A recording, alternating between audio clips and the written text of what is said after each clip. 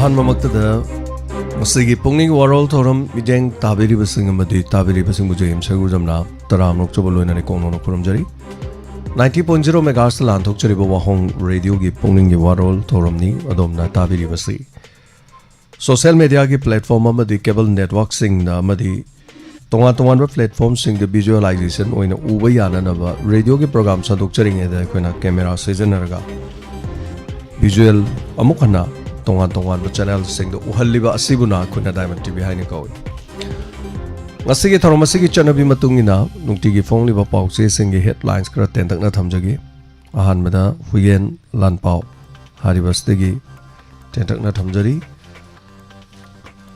UNCꯅ chief ꯃꯤꯅꯤꯁꯇꯔꯗ charter of ꯗꯤꯃꯥꯟꯁꯤꯡ ꯄꯤꯁꯤꯟꯈ꯭ꯔꯦ KNFPꯕꯨ ꯇꯦꯔꯣꯔꯤꯁꯅꯤ ꯂꯥꯎꯊꯣꯛꯎ ꯅꯦꯝꯆꯥꯛ ꯀꯤꯞꯒꯦꯟ ꯂꯧꯊꯣꯛꯎ UNCꯅ ꯐꯣꯡꯗꯣꯛꯈ꯭ꯔꯦ chief minister women economic empowerment scheme ꯋꯥꯊꯣꯛ ꯑꯣꯏꯔꯦ ꯂꯨꯄꯥ ꯀ꯭ꯔꯣꯔ 350ꯒꯤ ꯁ꯭ꯀꯤꯝ ꯑꯁꯤ MLAꯁꯤꯡꯅ ꯚꯣꯠ ꯈꯣꯝꯕꯒꯤ ꯄꯥꯝꯕꯩ ꯑꯣꯏꯅ ꯆꯠꯊꯔꯛꯂꯤꯕꯁꯤ ꯏꯂꯦꯛꯁꯟꯒꯤ ꯑꯣꯐꯦꯟꯁꯅꯤ ꯍꯥꯏꯅ ꯑꯣꯖꯣꯏꯅ ꯐꯣꯡꯗꯣꯔꯛꯂꯤ ꯀꯥꯡꯄꯣꯛꯄꯤ ꯗꯤꯁꯇ꯭ꯔꯤꯛ ꯂꯣꯝꯗ ꯄꯣꯠ ꯆꯩ ꯄꯨꯁꯤꯟꯕ ꯊꯤꯡꯂꯤ MP ꯕꯤꯃꯣꯜꯅ ꯀꯣꯟꯁꯥꯀꯨꯜꯒꯤ IDPꯁꯤꯡ ꯍꯛꯊꯦꯡꯅꯅ ꯎꯅꯈ꯭ꯔꯦ ꯃꯤꯆꯝ ꯍꯥꯠꯄꯒꯤ ꯊꯧꯗꯣꯛ ꯑꯁꯤ ꯇꯦꯔꯣꯔꯤꯖꯝꯒꯤ ꯊꯕꯛꯅꯤ ꯍꯥꯏꯅ ꯗꯣꯛꯇꯔ ꯕꯤꯃꯣꯜꯅ ꯐꯣꯡꯗꯣꯛꯄ ꯋꯥꯔꯣꯜ ꯌꯥꯎꯔꯤ ꯀꯣꯜꯀꯇꯥꯗ ꯒꯚꯔꯟꯃꯦꯟꯠꯀꯤ ꯕꯤꯜꯗꯤꯡ ꯃꯩ ꯆꯥꯛꯄꯗ ꯍꯟꯗꯛꯀꯤ ꯃꯤꯈꯜꯗ ꯀꯣꯟꯁꯇꯤꯇ꯭ꯌꯨꯟꯁꯤ 10ꯗ ꯁꯤꯖꯤꯟꯅꯒꯗꯕ EVM 3,000 ꯔꯣꯝ ꯃꯩ ꯆꯥꯛꯈ꯭ꯔꯦ ꯑꯁꯥꯝ ꯅꯥꯒꯥꯂꯦꯟ ꯕꯥꯎꯟꯗꯔꯤ ꯑꯦꯔꯤꯌꯥꯗ ꯃꯤꯅꯔꯦꯜ ꯑꯣꯏꯜ ꯑꯣꯄꯔꯦꯁꯟ ꯆꯠꯊꯅꯅꯕ ꯇ꯭ꯔꯥꯏꯄꯥꯔꯇꯥꯏꯠ MOU ꯈꯨꯌꯦꯛ ꯄꯤꯅꯈ꯭ꯔꯦ ꯇ꯭ꯔꯥꯏꯄꯥꯔꯇꯥꯏꯠ MOU ꯑꯁꯤ ꯅꯥꯒꯥ ꯔꯦꯕꯦꯜ ꯒ꯭ꯔꯨꯞꯁꯤꯡꯅ ꯌꯥꯅꯤꯡꯗꯕ ꯐꯣꯡꯗꯣꯛꯈ꯭ꯔꯦ ꯃꯅꯤꯄꯨꯔ ꯂꯩꯉꯥꯛꯅ ꯃꯤꯌꯥꯝꯒꯤ ꯄꯨꯟꯁꯤ ꯀꯟꯕꯒꯤ ꯊꯕꯛ ꯇꯧꯔꯛꯇ꯭ꯔꯕꯗꯤ ꯃꯤꯌꯥꯝꯒꯤ ꯏꯍꯧ ꯍꯧꯔꯛꯀꯅꯤ ꯍꯥꯏꯅ YK ꯙꯤꯔꯦꯟꯅ ꯐꯣꯡꯗꯣꯛꯈ꯭ꯔꯦ NSNIMꯅ ꯑꯀꯣꯏꯖꯝ ꯅꯣꯡꯉꯥꯟꯕ ꯍꯥꯠꯈꯤꯕꯒꯤ ꯀꯦꯁ ꯁꯦꯅꯤꯌꯔ ꯀꯥꯎꯟꯁꯤꯜ ꯀꯥꯗꯦꯝ ꯃꯅꯤꯅ ꯀꯣꯔꯠꯅ ꯑꯦꯄ꯭ꯔꯣꯄ꯭ꯔꯤꯌꯦꯠ ꯑꯣꯔꯗꯔ ꯑꯃ ꯍꯦꯛꯇ ꯄꯥꯁ ꯇꯧꯕꯤꯌꯨ ꯍꯥꯏꯅ ꯍꯥꯏꯈ꯭ꯔꯦ ꯄꯣꯅꯐꯝ ꯄꯥꯎꯆꯦꯒꯤ ꯍꯦꯗꯂꯥꯏꯟꯁꯇ ꯃꯔꯨꯑꯣꯏꯕ ꯄꯥꯎ ꯈꯔ ꯇꯦꯟꯇꯛꯅ ꯂꯧꯈꯠꯆꯒꯦ ꯖꯁꯇꯤꯁ ꯐꯪꯗ꯭ꯔꯤꯕ ꯐꯥꯎꯕ ꯅꯥꯒꯥ 6 ꯑꯁꯤꯕꯨ ꯍꯛꯆꯥꯡ ꯂꯧꯈꯤꯔꯣꯏ ꯍꯥꯏꯅ UNCꯅ ꯐꯣꯡꯗꯣꯛꯄ ꯋꯥꯐꯝ ꯃꯅꯤꯄꯨꯔꯒꯤ ꯆꯤꯐ ꯃꯤꯅꯤꯁꯇꯔꯅ ꯆꯥꯎꯈꯠꯄ ꯍꯥꯏꯕꯁꯤ ꯃꯅꯤꯄꯨꯔꯗ ꯇꯪꯗꯨ ꯂꯩꯇꯥꯍꯟꯅꯅꯕ ꯑꯃꯗꯤ ꯏꯟꯁꯔꯖꯦꯟꯁꯤ ꯂꯣꯏꯁꯤꯟꯅꯕꯒꯤ ꯈ꯭ꯋꯥꯏꯗꯒꯤ ꯐꯕ ꯈꯨꯠꯂꯥꯏꯅꯤ ꯍꯥꯏꯅ ꯐꯣꯡꯗꯣꯛꯈ꯭ꯔꯦ ꯄꯨꯂꯤꯁꯅ ꯍꯦꯔꯣꯏꯟ KG 13 ꯐꯥꯔꯦ ꯍꯥꯏꯔꯤ ꯅꯥꯒꯥ ꯃꯤꯆꯝ 6 ꯍꯥꯠꯈꯤꯕꯗꯨ ꯀꯟꯐ꯭ꯂꯤꯛ ꯑꯁꯤꯒꯤ ꯈ꯭ꯋꯥꯏꯗꯒꯤ ꯇꯝꯊꯤꯕ ꯇꯦꯔꯣꯔꯤꯖꯝꯒꯤ ꯊꯧꯑꯣꯡ ꯑꯃꯅꯤ ꯍꯥꯏꯅ ꯕꯤꯃꯣꯜ ꯑꯀꯣꯏꯖꯝꯅ ꯐꯣꯡꯗꯣꯔꯛꯂꯤ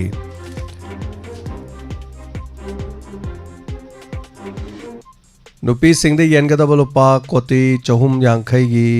ꯁꯦꯟꯐꯝꯕꯨ ꯚꯣꯠ ꯈꯣꯝꯅꯅꯕ ꯈꯨꯠꯂꯥꯏ ꯑꯣꯏꯅ ꯁꯤꯖꯤꯟꯅꯔꯛꯄ ꯂꯥꯏꯕꯛ ꯊꯤꯕꯅꯤ ꯑꯣꯖꯣꯏ ꯄꯦꯇ꯭ꯔꯣꯜ ꯑꯃꯗꯤ ꯗꯤꯖꯜ ꯂꯧꯅꯤꯡꯕ ꯆꯥꯡꯗ ꯄꯪꯂꯩꯗ ꯂꯩꯍꯟꯕ ꯌꯥꯍꯟꯈꯤꯗ꯭ꯔꯦ ꯍꯥꯏꯕ ꯋꯥꯐꯝ ꯃꯄꯥꯟꯒꯤ ꯑꯣꯏꯕ ꯄꯥꯎꯗ ꯌꯨꯀ꯭ꯔꯦꯟꯒꯤ ꯑꯦꯇꯦꯛꯅ ꯃꯔꯝ ꯑꯣꯏꯗꯨꯅ ꯀ꯭ꯔꯥꯏꯃꯤꯌꯥꯗ ꯊꯥꯎꯒꯤ ꯀ꯭ꯔꯥꯏꯁꯤꯁ ꯊꯣꯛꯂꯦ ꯗꯤꯐꯦꯟꯁ ꯁꯦꯀ꯭ꯔꯦꯇꯔꯤꯒꯤ ꯃꯇꯨꯡꯗ UKꯒꯤ ꯑꯥꯔꯝ ꯐꯣꯔꯁꯦꯁ ꯃꯤꯅꯤꯁꯇꯔꯁꯨ ꯔꯤꯖꯥꯏꯟ ꯇꯧꯈ꯭ꯔꯦ ꯏꯔꯥꯟꯅ ꯖꯍꯥꯖꯁꯤꯡꯗ ꯑꯦꯇꯦꯛ ꯇꯧꯕꯅꯤ ꯍꯥꯏꯅ ꯇ꯭ꯔꯝꯞꯅ ꯐꯣꯡꯗꯣꯔꯛꯂꯤ US ꯏꯔꯥꯟ ꯂꯥꯛꯂꯤꯕ ꯅꯣꯡꯃꯥꯏꯖꯤꯡ ꯅꯨꯃꯤꯠꯇ ꯄꯤꯁ ꯃꯦꯃꯣꯔꯦꯟꯗꯝ ꯈꯨꯌꯦꯛ ꯄꯤꯅꯒꯗꯧꯔꯤ ꯌꯨꯀ꯭ꯔꯦꯟꯒꯤ ꯂꯥꯟ ꯑꯁꯤ ꯃꯥꯂꯦꯝꯗ ꯑꯍꯥꯟꯕ ꯂꯥꯟꯖꯥꯎꯗꯒꯤ ꯍꯦꯟꯅ ꯁꯥꯡꯗꯣꯔꯛꯂꯦ पाकिस्तान की अहानबा हैंगोर क्लास सबमेरिन कराची पोर्ट थुंग्रे मसिग लोइनना लोइजरे नुक्तिगी फोंगलिबा पाउचे सिंगदगी लौथोकचब मरुओइबा पाउ खरा मपुम ओइबा पाउदि पोस्परानी लाइस्रमनि मियामना ताबिख्रे हौजि मखा तारकपसे खोइगी नंबरदा कॉल तौबिदुना अदोमना अदोमगी पुंगनिंगदा फाउबिरको वकलोन सिंग अदो शेयर तौबा यागनी फजब फजबा वाफम सिंग पुखट पिरकपा मियाम खंगमिनबा याबा नॉलेज ओइबा याबा वाफम पुखट पिरकपा सिंगगिदमक चौगा की प्राइस तमजबना थोरमसिदा सरुग याबिरिबसिंगना फजब मरी लेनबा वाफम सिंग पुखटपिउ कनागुंबा पॉलिटिक्स MLA मिनिस्टर अतमनना कनागुंबा मत चैब ngang चैनल असिदा यादि लोइनना दोमदोमना पुनिंग लोक्सिंग ओइबा वाफम तमक थंबिउ अदुगा करिगुंबा तौहनिंगदबा थबक सिंग लेरबसु सजेशन ओइना दोमना हाइबिउ ngasi जून की तांग 10 था 3 इंग्लिश सिंग अनि 13 की अहान ब कॉलर कना ओइ हाबदु यंगमिनसे खोई थोरमसिगी चनबि मतुंगिना मियो यमना थंगना थंगना कॉल तौबगी चनबि खोई थोरमसिदा लेजदे यामद्रबदा मियो यमना कॉल तौबिर मतुंगना नुमित मरिनी गैप लेबिरगा तौबिउ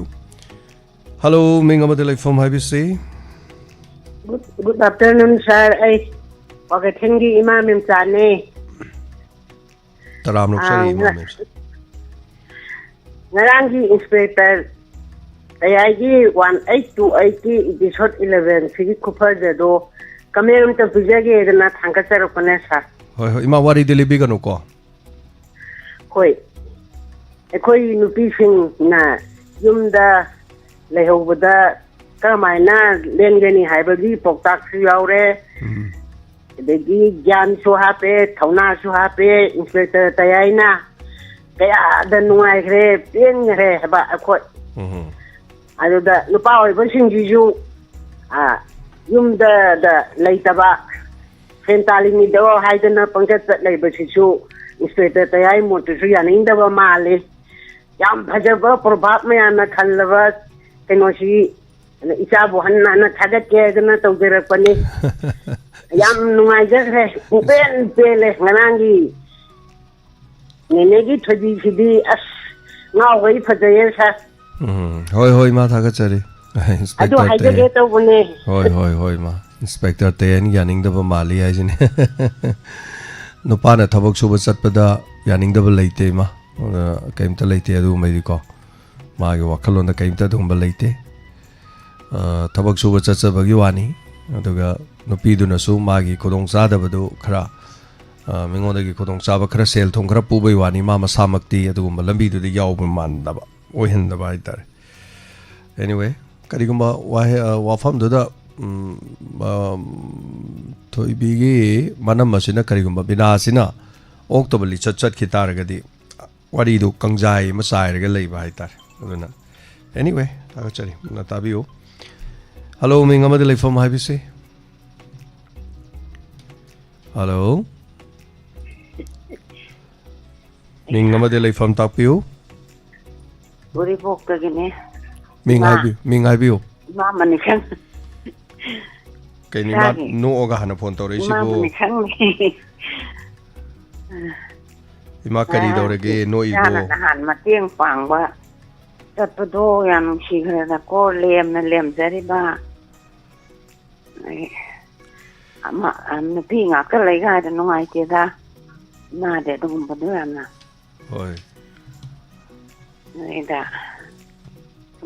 Quay sai là cái gì có đó nó phong độ mông bà quay cái huy lội ba để cái hồng thôn lội ba thì ăn được đi ăn nó quay này cái bà báo quay gì sản ăn được bà hay cái đó anh tôi bảo là cái gì nhà cũng không bao nó huy lội cái tụi mâm đại đó thâu đi tập bột thổi này mà thì bà là bột sang cái này để ai cũng thâu đi bà bột thổi thì bà bột sang cái này còn nào có mày mẹ ghét mà bà đó xem đồ cái vài cái tụi bây giờ nó cả năm xem thôi ôi ta thuộc cái sân nét là cả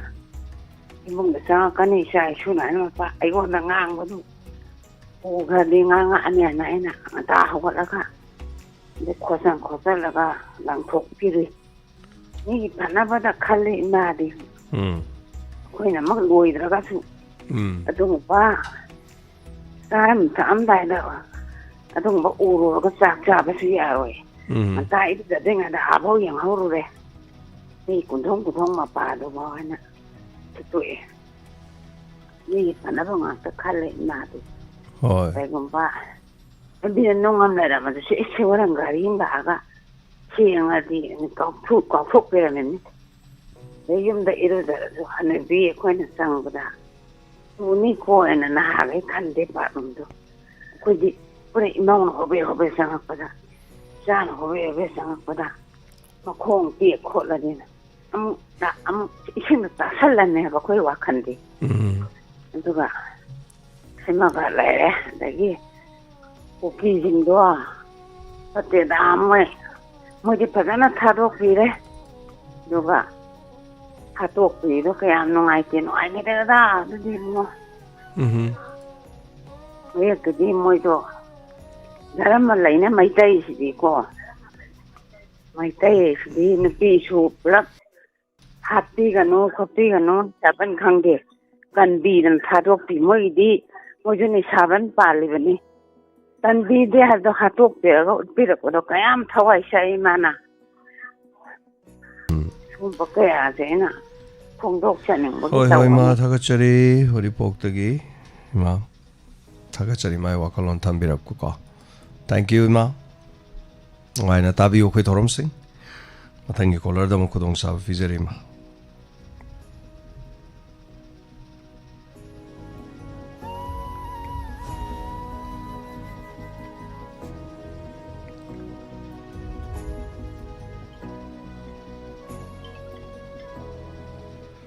Hello, minga madalay from tapiyo.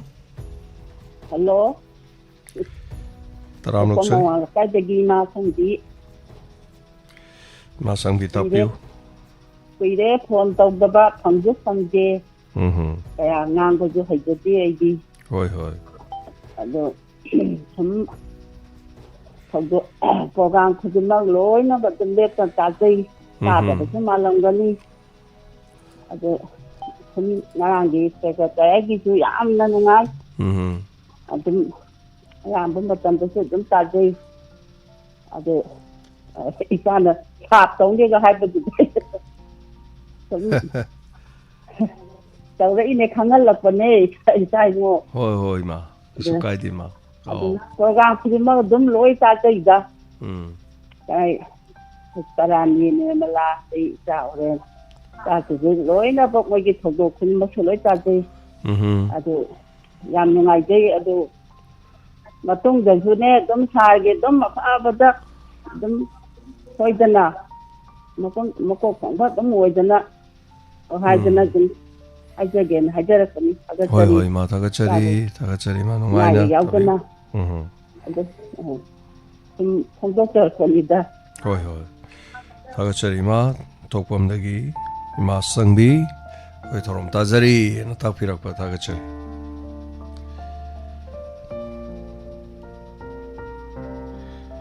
Nong tek dum subudagi nong gi matam sisu ngasai gi kum gi nong ai dana surok pa matam ni lo singu bagi chu de adaba ado smaina chepe chu ba sa inga sauna bagi lok thung ba khot pa ke do ba mi am na ba matam ni cha ba thak pa dagi everything angang da suma sa sa gat pa lai ho fever noi ta ba matam ni am section bi gadam ni am. Hello alo taram lok sari lấy đồng tiền đấy ki mà pin một tiếng này tapiyo. mua cái kia sai mua cái nó kia làm nông ngày ba bảo mà tân tầm giờ gì nó đâu cái nó này ra nè cái này cái mình cái mà na phẳng của tôi coi hay tấm tiền này đấy u đấy ada nông ngày ba phong tục sẽ có đó bao nhiêu cái nó đó cũng qua rồi đó phone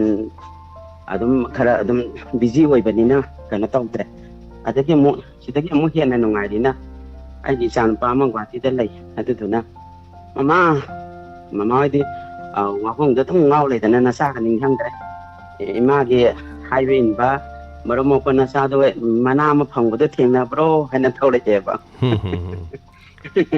theng le na adu di mama na phone da theng na bani adu di sa da di phong do khra bro na ai na ma na hai ai na phong đô thì nên phone sẽ phẳng nó ta nó lấy rồi nè này, nói là thiền này đi tôi nói là nông ngài chứ đi tôi chỉ xài mà xài đi ta đầm này nói là phải tên nông ngài lấy rồi nè nè, tôi nói là phát gì đâu vậy, hay cái nó kia, tôi xung nông ngài và tôi xung phong đô chân, thì cái nó gì ra cái thầu gì, đâm ta bata hình bọc tôm đấy cái saki à, vô spectator ai ta thì người ta sum mut ki badu so ai na dum misconception jara Indonesia na dum tai ta dia bagi sakhi ni ade message ka am jo phang jare sigada bu pamore dai chai pungo wa hong de do phang na badagi yam nungai ja khare ade ka no ki akoi na phana nungai ra su sai ki phong dok pa ha bi ma phong dok ta ga ti chak thong ba bu ja rim na haung na thong ga cha ga da mi sing tu na haung na cha ga hau hau ki haram da bida tumin hago cha khati buzari to ki bit laitre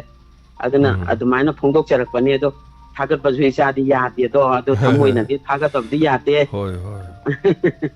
adu ki sum haijan ning na taw pani tagat sei ma ngai jai ane phare samjara ke thank you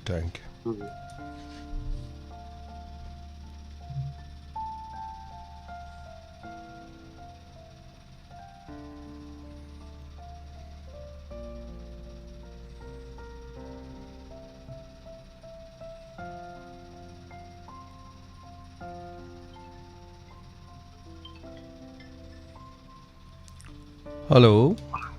Hello. Ngo. Minga leifong tapiu. Ning nopok samai. Makar kai dakwe mani. Ming habidra. Mayang Muhini. Muhini ro Ruhini ro. Muhini MU I. Tapiu. Kana ngo. Maji ngo yige. Tara ko ko ire. Lagi kana tawa. Say no mai ko program sa sita jeba. Ngo yi kana ji sa ba jam no mai ko dai je hande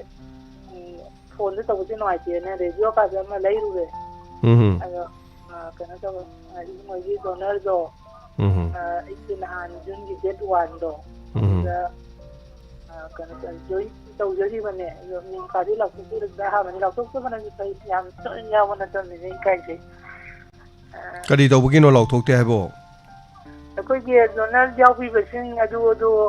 XYZ sinh hai nó lấy đây nè. Đó nó giao bữa đi lọc thuốc thì cái đi lọc thuốc gì? Lọc thuốc. Ado cái đi mà đi lấy này đi, đó nó giao bữa đi nè, anh ta lọc thuốc ấy. Đó nó giao bữa đi. Yau balak pada maming isan bado tu khakta ni do paisa kapa khot pa jo koi madu law thok te ba maram de kai no hakan da mi lisingam chani do sum law le re di koi thabam oi ra doi ba mi chama law ba fo da thabam ani aduna madu koi na law ri sidina koi da tongan ba donor gi na taba hong ba chaw bu gi donor mit ki mateng adagi adu ya wana da pang biu na haina pirak pado adu khakta ne koi na law doi se do donor yaw ba tom ba du chaw ba du donor yaw re na koi law roi ba du gi di ko Mina di sma hena ba. Lak for ani hore di nang namin jo kai. Law roi adu na tongan ba. Khang da taw na. Ka shokai di. Oi mo gi program gi jom ta jeri e juga. Hoi. Tawa ama tawa mo gi taw program de jo ma jo jong la ko yana ba taw ge jo. Hona bi ma pun selaga ko ma to oi ba do ni ojekti no pok se mai anduga sikong anduga lamai thet anduga ukong sang odai sai tiam lei re hai tare mi yama ojekti anduga lorem bam yam lei ri se sigumba mafam sing hai tare da ka hena yaw da su lei ko lam magi dum amani de dum aduga khunamam ge amani de dum yaw re ojekti aduna na khoina samna da tongan fam lei bising da maibel sing punchan na biro na khoi laujari ko taga chari adana ima bel sing yaw biri bising na su moi mi tara yawren khalaje ma yawren khalase amana khudong thiba matam da amana khoi da pau tambira kada bani haibira kada bani thok ta basu ocean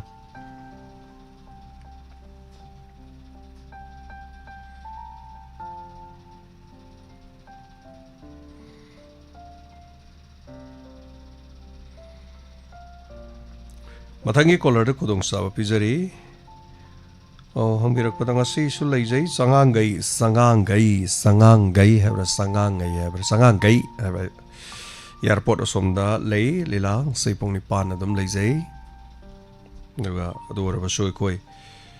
inspector te adum pung tarani thoi makai ding asi digi anova tangkak ngasi ama sandok chagani anova tangkak si tabiu yamna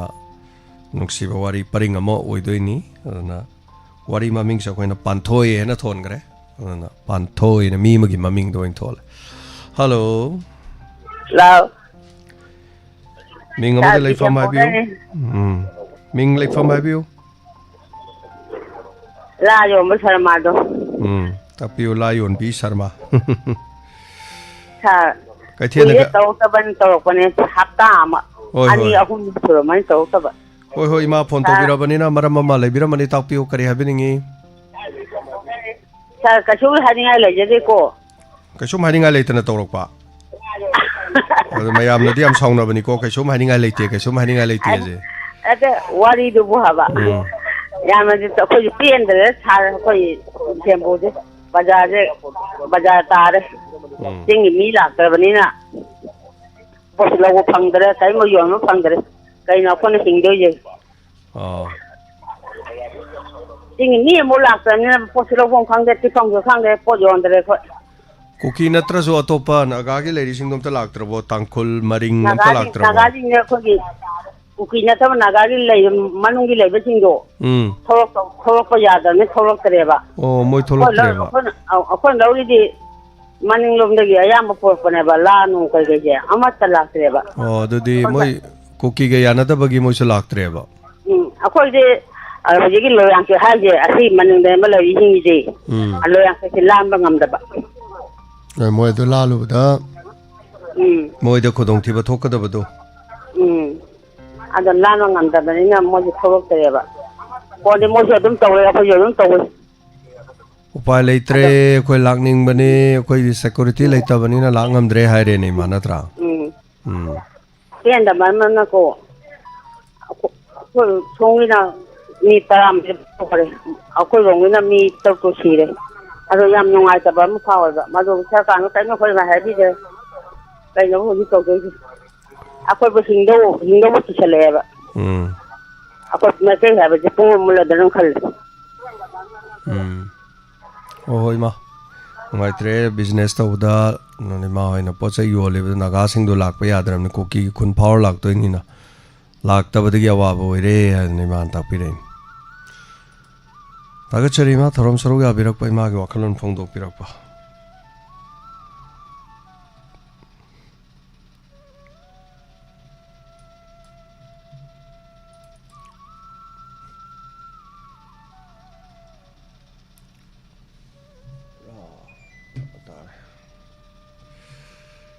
मथंगी caller दा खुदों साब फिजरे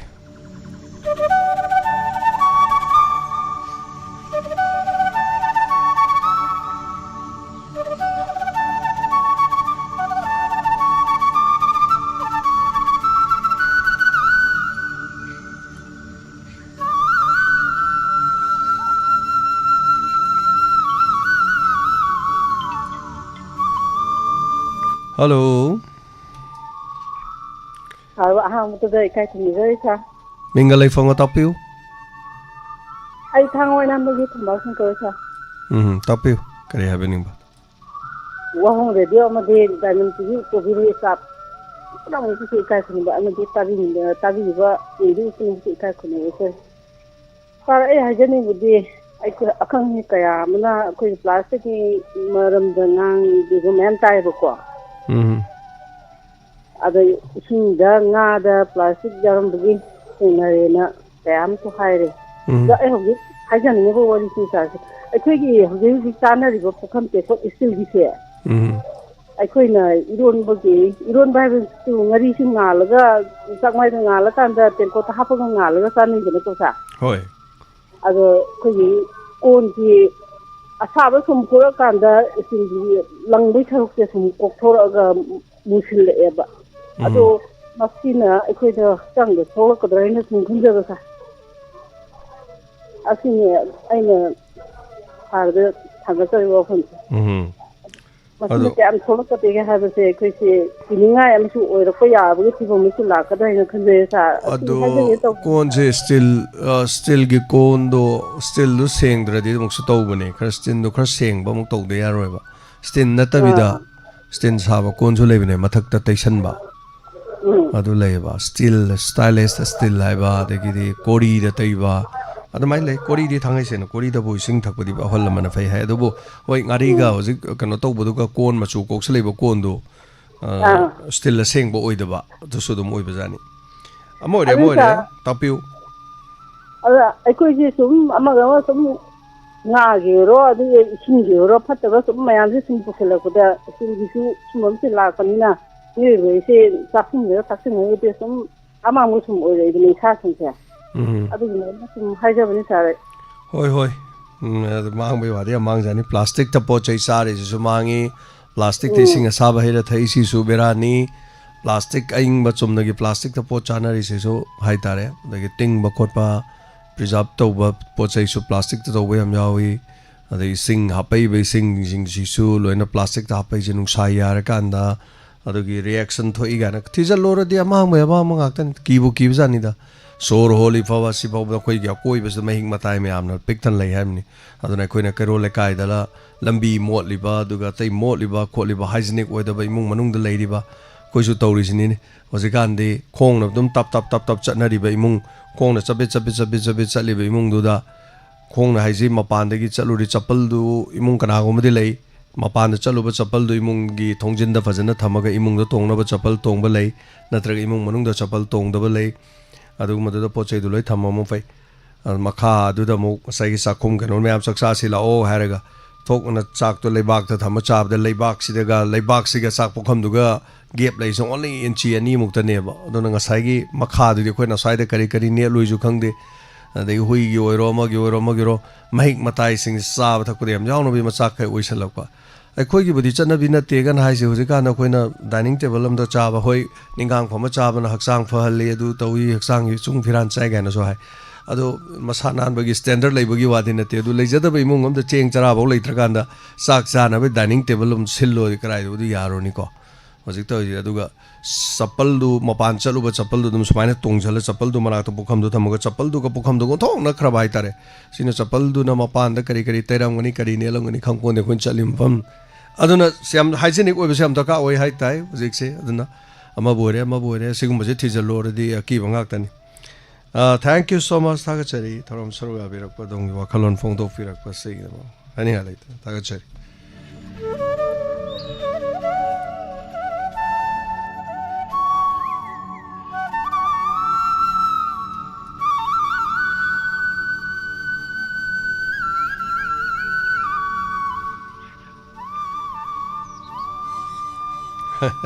kana go made sing sakchar ji na hai kan da koi sing thakna ba gi kon ma sain tham do sing thana ba kon do makun sa ne kitang chup lupaga pura makun haira hamana ta tak na dum lup sala go sing thakna ba cha ba o ne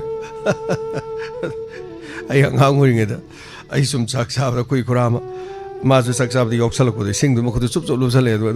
ga khudon sa mu to kitang chot ba do ga isang ma do ko tar sa ai na khut to bajana hamu ba ai go kanari ni asi ma cái số tụng vấn đề nga sai hang rồi nga sai hang rồi sai lupa ga kita lupa jawab lagi terus ni mah macam na ada ni mina hai aja mai tei sing na sak sa ba tok pada di khut si am sing na me tu sak sa ding tu pasal na ham dia tu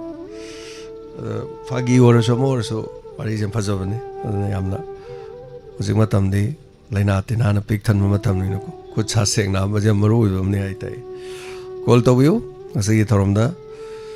Mio ni pan sugre, ruga saruga biu. Pasabo afam singarang gitu mio ma ani ohum badi manga mio tarukna bukat pire mio teratur ki manungda. So ngasi su bukat piu mio ni pan subakanaw ge habadu yang minas. Ruga saruga biu. Live chat ta library ba sing su adong na call to the board di call to biu duga call to kibor gadi. Namit marini gap library khanda thorom saruga biu.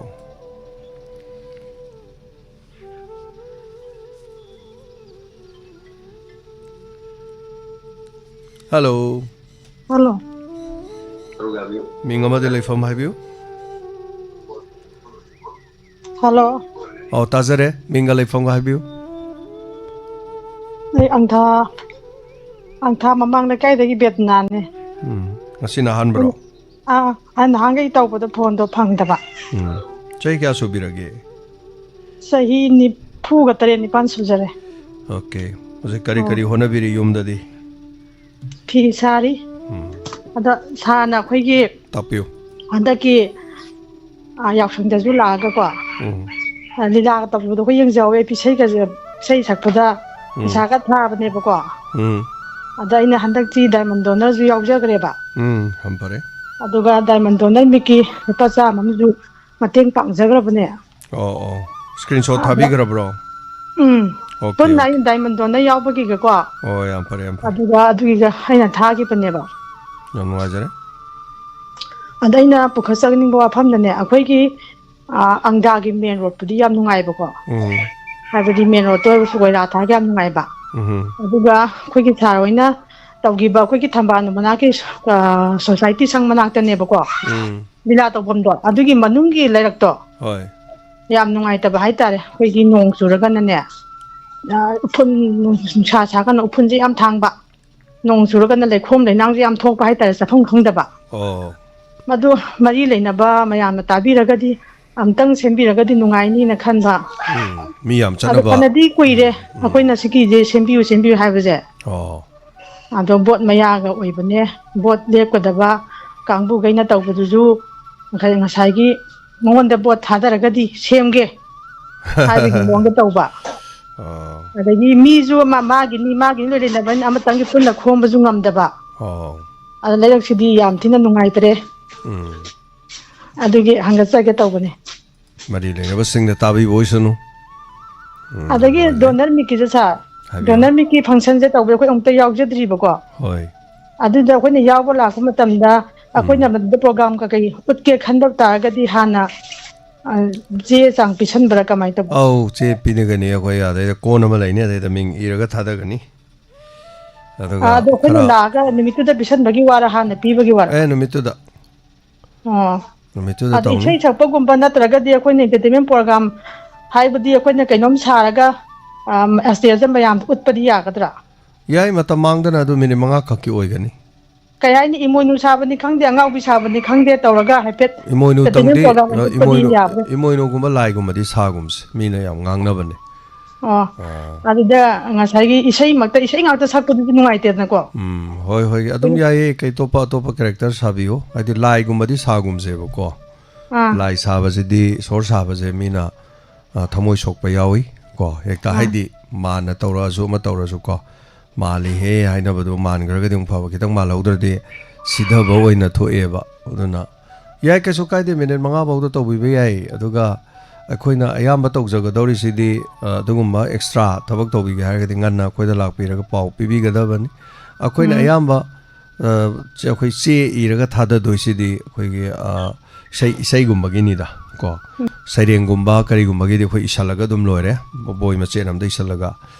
ꯑꯗꯨꯒ ꯀꯔꯤꯒꯨꯝꯕ ꯐꯦꯟꯁꯤ ꯗ꯭ꯔꯦꯁꯀꯨꯝꯕ ꯇꯧꯕꯤꯒꯦ ꯍꯥꯏꯔꯁꯨ ꯑꯗꯨꯒꯤꯗꯤ ꯑꯗꯨꯝ ꯑꯩꯈꯣꯏꯗ ꯍꯥꯟꯅ ꯍꯥꯏꯕꯤꯌꯨ ꯁꯨꯃꯥꯏꯅ ꯑꯃ ꯑꯗꯨꯒ ꯑꯃꯅ ꯏꯁꯩꯒꯤꯗꯃꯛꯇꯗꯤ ꯃꯤꯁꯦ 80 90 ꯐꯥꯎꯕ ꯑꯣꯏꯒꯜꯂꯦꯕ ꯑꯗꯨꯅ ꯃꯗꯨ ꯀꯩꯗꯧꯒꯦꯗ ꯑꯅꯛꯄꯁꯤꯡꯅ ꯂꯥꯛꯑꯒ ꯂꯣꯏꯅ ꯃꯤꯡ ꯆꯟꯖꯜꯂ ꯂꯩꯊꯣꯛꯈꯤꯕꯁꯦ ꯑꯔꯥꯞꯄꯁꯤꯡꯗꯤ ꯂꯥꯛꯑꯒ ꯁꯛꯄ ꯉꯝꯗꯦꯕ ꯑꯗꯨꯅ ꯑꯩꯈꯣꯏꯅ ꯗ꯭ꯔꯣ ꯇꯧꯔꯗꯤ ꯑꯔꯥꯞꯄꯗꯨꯁꯨ ꯇꯞ ꯄꯥꯏꯈꯠꯂꯗꯤ ꯃꯥꯁꯨ ꯐꯪꯖꯔꯦꯗꯅ ꯑꯗꯨꯅ ꯁꯛꯄ ꯉꯝꯕ ꯉꯝꯗꯕ ꯐꯪꯕ ꯐꯪꯗꯕ ꯍꯥꯏꯕꯗꯤ ꯊꯧꯔꯝ ꯌꯥꯎꯅꯤ ꯂꯥꯛꯑꯒꯗꯤ ꯂꯣꯏꯐꯧ ꯂꯩꯕꯤꯌꯨ ꯂꯣꯏ ꯐꯪꯅꯤ ꯑꯗꯨꯅ ꯑꯃꯠꯇ ꯊꯧꯔꯝꯗꯨ ꯀꯔꯤ ꯍꯥꯏꯅꯤ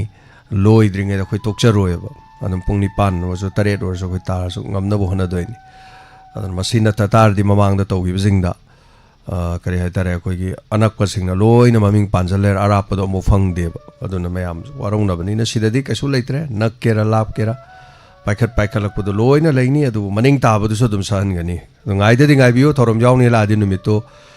ꯌꯨꯝꯗꯒꯤ ꯀꯔꯤ ꯍꯥꯏꯇꯥꯔꯦ ꯑꯌꯥꯕ ꯂꯧꯔꯒ ꯐꯖꯅ ꯂꯥꯛꯄꯤꯌꯨ ꯃꯄꯨꯡ ꯐꯥꯅ ꯊꯧꯔꯝ ꯌꯥꯎꯕ ꯌꯥꯅꯕ ꯍꯥꯏꯇꯥꯔꯦꯀꯣ ꯁꯤꯗꯤ ꯃꯌꯥꯝꯗꯁꯨ ꯍꯥꯏꯖꯧꯕꯅꯤꯗ ꯊꯥꯒꯠꯆꯔꯤ ꯃꯦꯗꯝ ꯊꯧꯔꯝ ꯁꯔꯨꯝ ꯌꯥꯎꯕꯤꯅꯤꯡꯕꯁꯤꯡ ꯑꯗꯨ ꯃꯌꯥꯝꯅ ꯍꯦꯛ ꯑꯇꯣꯞꯄꯁꯨ ꯌꯥꯎꯏꯁꯦ ꯑꯉꯥꯡ ꯑꯃ ꯏꯁꯩ ꯍꯩꯌꯦ ꯑꯗꯨꯒ ꯑꯉꯥꯡ ꯑꯃ ꯑꯩꯈꯣꯏꯒꯤ ꯀꯩꯅꯣ ꯁꯥꯕ ꯍꯩꯌꯦ ꯑꯉꯥꯡ ꯑꯃ ꯑꯩꯈꯣꯏ ꯊꯧꯔꯝꯗ ꯁꯨꯃꯥꯏꯅ ꯇꯧ ꯃꯥ ꯌꯥꯝ ꯍꯩꯌꯦ ꯍꯥꯏꯅ ꯍꯥꯏꯔꯛꯄ ꯌꯥꯝ ꯌꯥꯎꯏ ꯑꯗꯨꯅ ꯃꯗꯨꯇꯪꯗꯤ ꯗꯣꯅꯔ ꯌꯥꯎꯗꯕꯒꯤ ꯋꯥ ꯅꯠꯇꯅ ꯍꯥꯏꯇꯥꯔꯦ ꯑꯗꯨꯒꯨꯝꯕꯁꯤꯡꯗꯨꯅ ꯑꯩꯈꯣꯏꯒꯤ ꯑꯇꯣꯞꯄ ꯐꯪꯁꯟ ꯂꯩꯔꯤ ꯑꯣꯒꯁꯀꯤ ꯇꯥꯡ 4 ꯁꯦꯞꯇꯦꯝꯕꯔ 4 ꯍꯥꯏꯔꯤꯕꯁꯤꯡ ꯑꯗꯨꯒꯨꯝꯕꯗ ꯑꯣꯏꯅ ꯇꯧꯁꯤ ꯑꯗꯨꯒ ꯗꯣꯅꯔꯒꯤꯁꯤꯅ ꯑꯣꯟꯂꯤ ꯗꯣꯅꯔ ꯈꯛꯇꯒꯤ ꯑꯣꯏꯕ ꯑꯗꯨꯗ ꯑꯣꯏꯅ ꯇꯧꯁꯤ ꯍꯥꯏꯕ ꯋꯥꯐꯝꯁꯤꯁꯨ ꯊꯝꯖꯔꯤ ꯃꯌꯥꯝꯅ ꯏꯆꯥ ꯏꯁꯨꯁꯤꯡ ꯍꯩꯕ ꯈꯣꯠꯄꯁꯤꯡꯗ ꯌꯥꯝ ꯑꯦꯛꯁꯄꯣꯖ ꯇꯧꯅꯤꯡꯕꯁꯨ ꯑꯗꯨꯝ ꯂꯩꯌꯦꯕ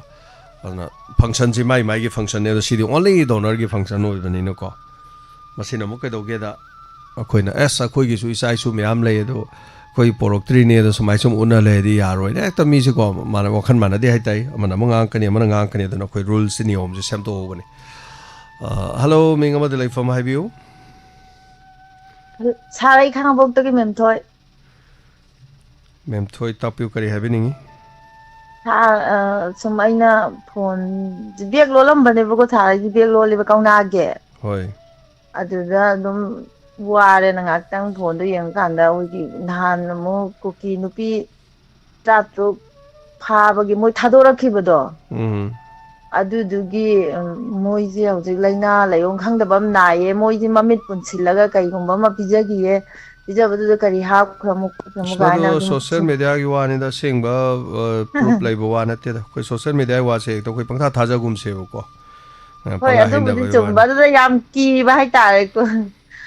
ꯑꯗꯣ ꯍꯣꯏ ꯑꯃ ꯑꯣꯏꯔꯝꯕꯁꯨ ꯌꯥꯏ ꯑꯣꯏꯔꯝꯗꯕ ꯌꯥꯏ ꯑꯗꯣ ꯄ꯭ꯔꯨꯞ ꯂꯩꯕ ꯋꯥ ꯅꯠꯇꯦꯗꯅꯀꯣ ꯑꯗꯨ ꯄꯥꯎ ꯆꯦꯗ ꯑꯗꯨꯒꯨꯝꯕ ꯄꯥꯎꯗꯣ ꯀꯩꯝ ꯐꯣꯡꯗꯦꯕ ꯁꯣꯁꯤꯌꯦꯜ ꯃꯦꯗꯤꯌꯥꯗ ꯐꯣꯡꯉꯦꯕ ꯑꯗꯨꯒꯨꯝꯕ ꯄꯥꯎꯗꯣ ꯀꯣ ꯁꯣꯁꯤꯌꯦꯜ ꯃꯦꯗꯤꯌꯥ ꯁꯨꯝ ꯌꯦꯡ ꯂꯩꯔꯗꯤꯅꯦ ꯏꯁꯥꯗꯣ ꯃꯃꯩ ꯊꯪꯗꯀꯣ ꯑꯗꯨ ꯊꯥꯖꯔꯛꯑꯣꯏꯕ ꯀꯅꯥꯝꯕꯧ ꯄꯥꯎꯗꯣ ꯈꯔ ꯈꯔ ꯌꯦꯡꯕꯤꯌꯨ ꯖꯦꯅ꯭ꯌꯨꯟ ꯑꯣꯏꯕ ꯍꯥꯏꯇꯥꯔꯦ ꯍꯧꯖꯤꯛ ꯄꯪꯊꯥ ꯊꯥꯒꯠꯄꯅꯤ ꯃꯦꯃꯥꯟꯇꯥꯗ ꯒ꯭ꯔꯨꯞꯇꯒ ꯄꯪꯊꯥ ꯊꯥꯒꯠꯄꯅꯤ ꯍꯦꯛꯇ ꯀꯅꯥꯅꯕꯨ ꯂꯧꯔꯨꯕꯅꯣ ꯈꯪꯗꯦ ꯇꯦꯡꯒꯣꯠ ꯀꯣꯝꯄꯥ ꯑꯃꯗꯒꯤ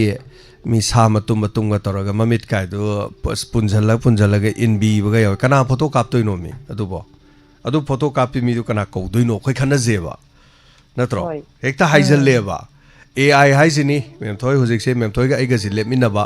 AIꯗꯗꯤ ꯃꯦꯝꯊꯣꯏꯒ ꯑꯩꯒꯁꯦ ꯍꯦꯛ ꯂꯦꯞꯃꯤꯟꯅꯕꯁꯨ ꯃꯦꯝꯊꯣꯏꯁꯤꯐꯧ ꯑꯩꯅ ꯀꯣꯛꯇ ꯊꯥꯡꯀꯠꯂ ꯆꯠꯄ ꯌꯥꯏ AI ꯍꯥꯏꯁꯤꯅꯤ ꯄꯪꯇꯧꯗ ꯇꯧꯕ ꯌꯥꯏ ꯁꯦꯝꯕ ꯌꯥꯏꯑꯕ ꯍꯧꯖꯤꯛꯇꯤ ꯑꯗꯨꯅ ꯃꯣꯏꯒꯤ ꯋꯥꯗꯨ ꯆꯨꯝꯕ ꯃꯣꯏ ꯍꯥꯏꯕꯩ ꯋꯥ ꯅꯠꯇꯦ ꯊꯤꯗꯣꯛꯈꯤꯁꯅꯨ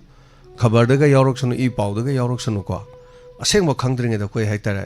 ꯃꯤ ꯐꯥꯔꯒ ꯃꯤ ꯊꯣꯡ ꯄꯤꯖꯕ ꯃꯤ ꯊꯣꯡꯕ ꯍꯥꯏꯁꯦ ꯃꯣꯏ ꯃꯤ ꯍꯥꯠꯈꯤꯕꯗꯨꯗꯤ ꯃꯣꯏ ꯃꯤ 6 ꯂꯣꯏ ꯐꯪꯉꯤ ꯀꯅꯥ ꯊꯣꯡꯗꯣꯏꯅꯣ ꯃꯤ ꯊꯣꯡꯉꯤ ꯃꯤꯗꯣ ꯑꯇꯣꯞꯄ ꯃꯤ ꯀꯔꯥꯏꯗ ꯂꯧꯔꯨꯗꯣꯏꯅꯣ ꯀꯨꯀꯤ ꯑꯃ ꯊꯣꯡꯉ ꯄꯤꯖꯔꯝꯗꯣꯏꯔꯕ ꯍꯦꯛꯇ ꯈꯟꯅꯖꯦ ꯍꯥꯏꯕꯩ ꯋꯥꯅꯤꯗ ꯅꯠꯇ꯭ꯔꯣ ꯑꯩ ꯍꯥꯏꯗꯤ ꯃꯣꯏ ꯃꯤ 6ꯇꯨꯗ ꯃꯣꯏ 6ꯇꯨ ꯃꯤ ꯑꯃ ꯋꯥꯠꯂꯦ ꯍꯥꯏꯔꯗꯤ ꯃꯤ 6ꯇꯨꯒꯤ ꯃꯁꯥꯗꯣ ꯊꯣꯡꯉ ꯄꯤꯖꯝꯅꯦꯅ ꯍꯥꯏꯁꯤ ꯃꯣꯏ 6ꯇꯨꯗꯤ ꯂꯣꯏ ꯑꯁꯤꯕ ꯑꯣꯏꯅ ꯐꯪꯉꯦ ꯀꯅꯥꯅꯣꯕ ꯊꯣꯡꯉꯝꯗꯣꯏꯗꯨꯕꯣ ꯊꯣꯡꯉꯤꯗꯨꯅ ꯀꯔꯥꯏꯗ ꯂꯧꯗꯣꯏ ꯑꯗꯨꯅ ꯃꯥꯅ ꯃꯥꯡꯉꯦ ꯍꯥꯏꯔꯛꯇ꯭ꯔꯤꯗꯨꯅ ꯀꯩꯒꯤꯅꯣꯕ ꯅꯠꯇꯦ ꯈꯟꯅꯖꯦꯕꯀꯣ ꯔꯤꯖꯅꯦꯕꯜꯗꯣ ꯑꯣꯏꯕ ꯌꯥꯕꯗꯣ ꯍꯧꯖꯤꯛꯇꯤ ꯁꯣꯁꯤꯌꯦꯜ ꯃꯦꯗꯤꯌꯥꯗ ꯃꯆꯥ ꯆꯪꯉꯛꯄꯅꯤ ꯀꯩꯅꯣ ꯀꯥꯡꯀꯨ ꯑꯃ ꯇꯧꯔꯤꯁꯦ ꯃꯤꯉꯣꯟꯗꯩ ꯐꯣꯇꯣ ꯈꯔ ꯂꯧꯊꯣꯛꯀꯅꯤ ꯐꯣꯇꯣ ꯈꯔ ꯇꯧꯔ ꯊꯥꯒꯠꯀꯅꯤ ꯑꯁ ꯊꯕꯛꯀ ꯁꯨꯗ꯭ꯔꯦ ꯈꯔ ꯂꯨꯄꯥ 50 100 200 ꯂꯥꯛꯄꯗꯨꯒꯤ ꯑꯝꯇꯣꯏꯕ ꯄꯥꯎꯁꯦ ꯀꯔꯥꯏ ꯂꯩꯅ ꯊꯤ ꯂꯩꯈ꯭ꯔꯦꯕ ꯑꯉꯛꯄ ꯃꯤꯁꯤꯡꯅꯁꯨ ꯍꯧꯖꯤꯛꯁꯦ ꯂꯣꯏ ꯄꯥꯎꯃꯤ ꯑꯣꯜꯂꯦ ꯃꯤ ꯈꯨꯗꯤꯡꯃꯛ ꯇꯧ ꯑꯃꯔꯣꯝꯗ ꯐꯩꯀꯣ ꯑꯗꯣ ꯑꯩꯈꯣꯏꯅ ꯍꯥꯏꯕꯗꯤ ꯈꯔ ꯔꯤꯖꯅꯦꯕꯜ ꯑꯣꯏꯕ ꯌꯥꯝꯅ ꯄ꯭ꯔꯨꯞ ꯑꯣꯏꯕ ꯄꯣꯠꯇꯣ ꯑꯗꯨꯅꯤ ꯍꯧꯖꯤꯛꯁꯦ ꯑꯩꯈꯣꯏꯒꯤ ꯑꯦꯗꯚꯥꯏꯖꯔꯤ ꯕꯣꯔꯗ ꯑꯃ ꯐꯝꯃꯦ ꯍꯥꯏꯁꯦ ꯄꯥꯎ ꯂꯥꯟꯅ ꯍꯦꯛ ꯁꯟꯗꯣꯛꯎꯕ ꯍꯦꯛ ꯇꯧꯔꯀꯥꯟꯗ ꯆꯪꯗꯣꯏꯁꯦ ꯀꯗꯥꯏꯗꯅꯣ ꯍꯥꯏ ꯀꯥꯟꯗ ꯑꯗꯨꯒꯨꯝꯕ ꯗꯤꯖꯤꯇꯦꯜ ꯀ꯭ꯔꯤꯌꯦꯇꯔ ꯂꯩꯕꯁꯤꯡꯗꯣ ꯑꯗꯨꯒꯨꯝꯕꯗꯣ ꯖꯦꯜ ꯆꯪꯉꯛꯀꯅꯦꯕ ꯅꯣꯡꯃ 1 day ꯖꯦꯜ ꯆꯪꯉꯛꯀꯅꯦꯕ ꯊꯥꯖꯕꯤꯌꯨ ꯑꯗꯨꯅ ꯑꯩꯈꯣꯏ ꯌꯥꯝ ꯊꯥꯖꯒꯨꯝꯁꯤ ꯌꯦꯁ ꯄꯥꯎꯗꯨ ꯀꯗꯥꯏ ꯐꯥꯎ ꯆꯨꯝꯕꯅꯣ ꯑꯩꯈꯣꯏ ꯈꯪꯅꯁꯤ ꯑꯗꯨꯅ DIPRꯅ ꯐꯦꯛ ꯐꯥꯏꯟꯗꯤꯡ ꯍꯥꯏꯗꯅ ꯃꯣꯏꯒꯤ ꯀꯩꯅꯣꯃ ꯂꯩꯔꯦꯕ ꯑꯩꯈꯣꯏꯒꯤ ꯋꯦꯕꯁꯥꯏꯠ ꯑꯃ ꯂꯩꯔꯦꯕꯀꯣ ꯑꯗꯨ ꯃꯣꯏ ꯑꯗꯨꯗ ꯑꯗꯨꯝ ꯄꯥꯎ ꯑꯃ ꯐꯣꯡꯕꯅꯤ ꯑꯗꯨ ꯅꯈꯣꯏꯅ ꯊꯥꯖꯜꯂꯒ ꯁꯤ ꯄꯥꯎꯁꯤ ꯆꯨꯝꯕ꯭ꯔꯅ ꯍꯪꯕꯤꯌꯨ ꯑꯗꯩ ꯄꯥꯎꯗꯨ ꯀꯔꯤ ꯍꯥꯏꯔꯛꯀꯦ ꯌꯦꯡꯁꯦꯕ ꯑꯗꯣ ꯍꯧꯖꯤꯛꯇꯤ ꯑꯃꯨꯛ ꯑꯩꯈꯣꯏ ꯒꯨꯒꯜꯗꯁꯨ ꯂꯩꯔꯦ ꯁꯤ ꯐꯣꯇꯣꯁꯦ ꯑꯆꯨꯝꯕ꯭ꯔꯅ ꯍꯪꯕꯤꯔꯣ ꯅꯣ ꯗꯤꯁ ꯏꯁ ꯅꯣꯠ ꯔꯤꯌꯦꯜ ꯁꯤ ꯐꯦꯛꯅꯤ AIꯅ ꯁꯦꯝꯕꯅꯤ ꯑꯗꯨꯝ ꯍꯥꯏꯔꯛꯀꯅꯦꯕ ꯑꯗꯨꯅ ꯍꯧꯖꯤꯛꯀꯤ ꯋꯥꯗꯨ ꯆꯨꯝꯕ ꯅꯠꯇꯦ ꯍꯥꯏꯕꯗꯤ ꯅꯠꯇꯦ ꯑꯗꯨꯕꯨ ꯔꯤꯖꯅꯦꯕꯜ ꯑꯣꯏꯗ꯭ꯔꯤ ꯍꯥꯏꯇꯥꯔꯦ ꯃꯦꯝ ꯊꯣꯏꯀꯣ ꯌꯥꯝ ꯅꯨꯡꯉꯥꯏꯖꯔꯦ ꯃꯦꯝ ꯊꯣꯏ ꯊꯦꯡꯛ ꯌꯨ ꯁꯣ ꯃꯆ ꯌꯥꯝꯅ ꯄꯥꯈꯠꯄꯤꯔꯨꯅꯨ ꯃꯤ ꯍꯦꯛꯇ ꯊꯣꯡꯉ ꯄꯤꯖꯩ ꯀꯥꯏꯅ ꯍꯦꯛꯇ ꯍꯥꯏꯔꯛꯄ ꯍꯦꯛꯇ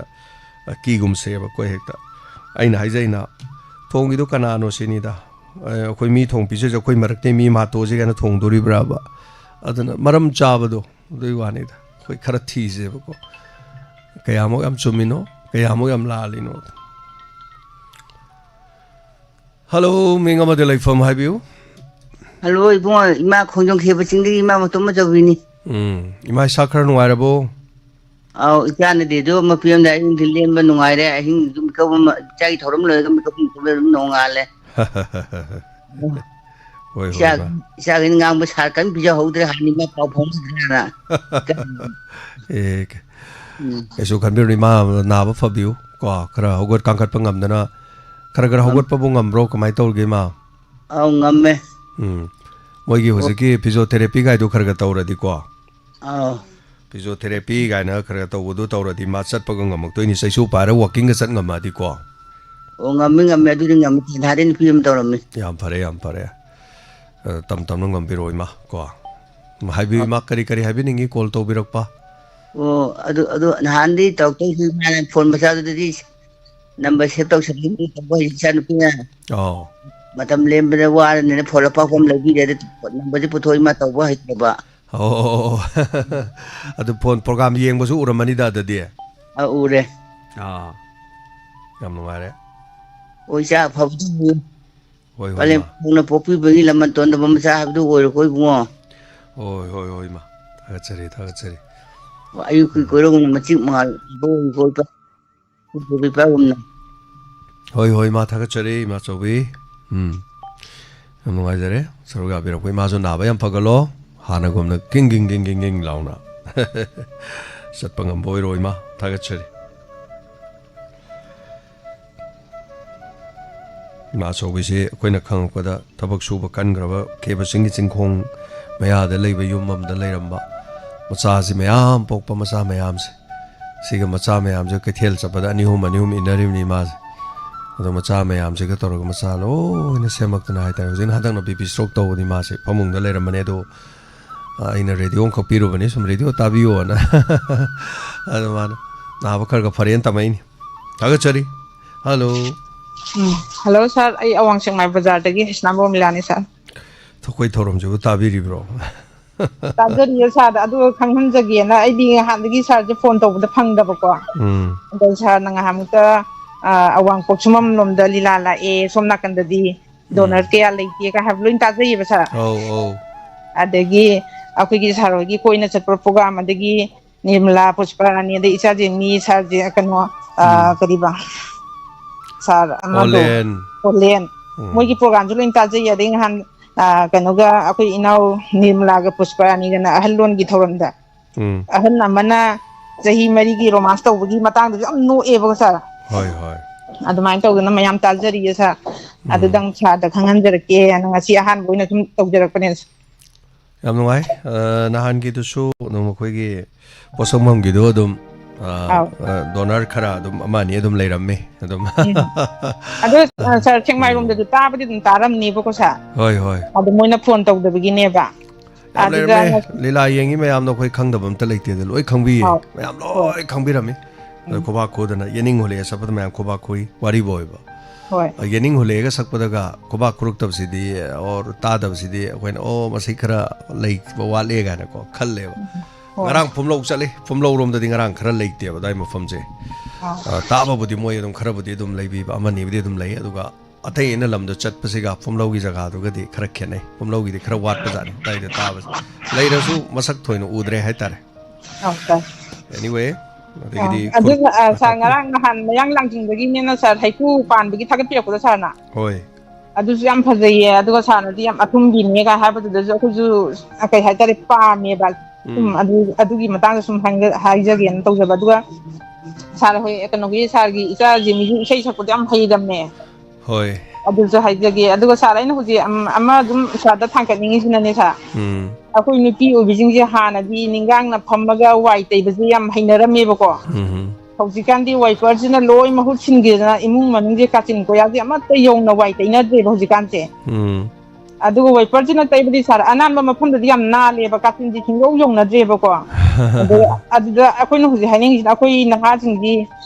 फी सुरजु वाशिंग मशीन दा लोइन सुरबनिना अखोयगी खुदना सुमबदे सार अखोयगी हक्सांग साजिन मखन मनेबा अदगी सिंग खपा हाइगे खपनदे हौजिकांजी को हौजिकांजी नुंगाइबजी मखन मखन याम नुंगाइबा थोलक्पगी साजिन तौददी कनो सा अखोयगी जुम्बा चोंबगुम्बा दी अतै तै साजिनददी हुमांग तानाबा थबकसे सूद्रबनिना अदुगुमदि याम चटनैयेबा अदुबु कछु काइदि मागी अपामनि सिदाइ आइना याम कन्ना कनो तौबगी वाफमदि नत्ते बसा अदो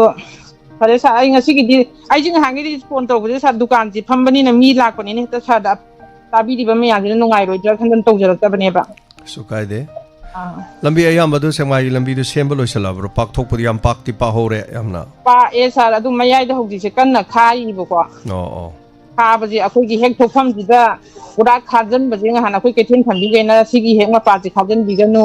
हाइदना हाय अदु मोगी लंबिगी नियमददी सोरok थोलकपगी हेक मपादा था दबा होहनबजे नियम नत्ते कितंग हाइगलगा होहनगे नंदी नमाय ताकियो अदु खाबदि लोसनजी सा अदुनिने पोट लेबा लापदे सोम साइतों लेबा लाओइदुनिने असम साइदि पुरा सीदे सा अखोय संगा बजादी पुरा सीदे दा लांदगी हौजी पोसे यामा बुसित नत्ते मना मसिंगदगी दुकानदगी पुरा सब लाउले पिन हाना दुकान परेंग खोंनांग खोंगदा फमम्बा लामबजिंग दो अदुसु अदु कुकी ओइब्रो अदु नगा ओइब्रो पोट योलमदा उची मनागा योलमबा अहानबदा कुकी लांजे हौजिंगदा कुकी मयाम अमना वापोन पुरक्तना योंका पुरक्तना थुमाइ केथेन ओइदमेबसा अदु मतमदगी कुकी जे अमुक लाखिद्रे अदगी अमु हंतकसिन अमु कुकी लाक्तबनिना नगाजिंग ना अमु पुरक पोचै नि योलमबने दो हौजिसिना अमु नगाजिंग अमु बु लाक्तबिनेबा अदुना करबाजी अमु बु याद्रे दसम होय मैडम अगचरी अदु सर मरकाइना डोनरगी मतंग दो ओरजो इसा द कोना फोन तौजरगे मयाम सिदि मसिददी हाइजररोगे फनी खंजरे sir अगचरी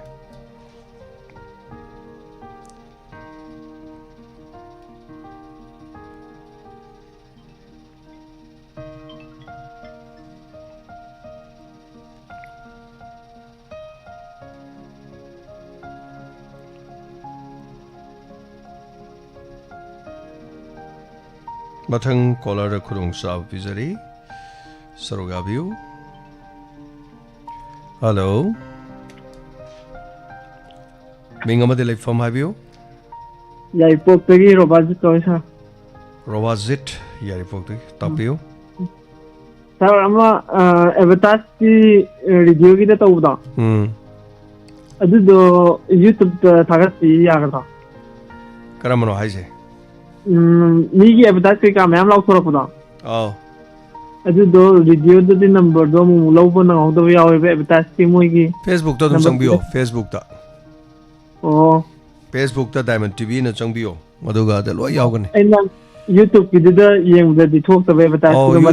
YouTube ta ka hena haptre maram de kaino hai kan YouTube ta de advertise sam yeng de ba hoi adu na ko ni YouTube se hapta bane YouTube ta advertise sagar ba mi 3 mari yeng ba chani yeng ba cham yeng ba sai bo yam den yeng de adu ga Facebook ta di mi yam yeng e advertise se adu gi ena thara khang da khang koi gatum hoi hoi budget any khangning ba le so koi da dum sigi number se da dum hai bi ai ngasai to ba du advertise tu gi adu gi number PBO hai ya khoi dum pirakani Sashi ki WhatsApp number je thara kilo du gi advertise ki number do long WhatsApp so ya WhatsApp na tab su ya ko tham jabe sa okay ngasai mioi tarani thoi call torok pada ho je ba tarani thoi da tarama thoi nupi tarani thoi na nupa caller right tare anyway call to you thorom se da puni waron se am pajan si aduga koi thorom se da hai tare 1500 rupees thamjari si soidina dom sang yeng biu mapu oi biu hello hello ingale from abiu pick up makara ka jagi parmodili ne bungo tapiu sai thorom je ta da di yai rong thungoi do adu thap to torakadra na adu tawje de ma adu bam to tawjaroi aina tawbadi ima di thamung da dum lai ram ni na ko adu gum bam to tawjaroi ma dollar ji dollar ya udi sahi mi kapu khari wayam thanga hoi chana di la la ko da dum awat to pi hap khabni adu yorakan dam kapani hoi tari ahing gi ru tai es loi na tai hoi mas ai na tari di hana dollar ga yaw de sahi tara amuk chura mi tai na tara ge diamond de hoi iram ni manungai na tabiu koi thorom sing kona sandok chari ba sing de ma hoi di ka shuwa te hai ba so jadabani na tari na tapirak pa thaga chari ma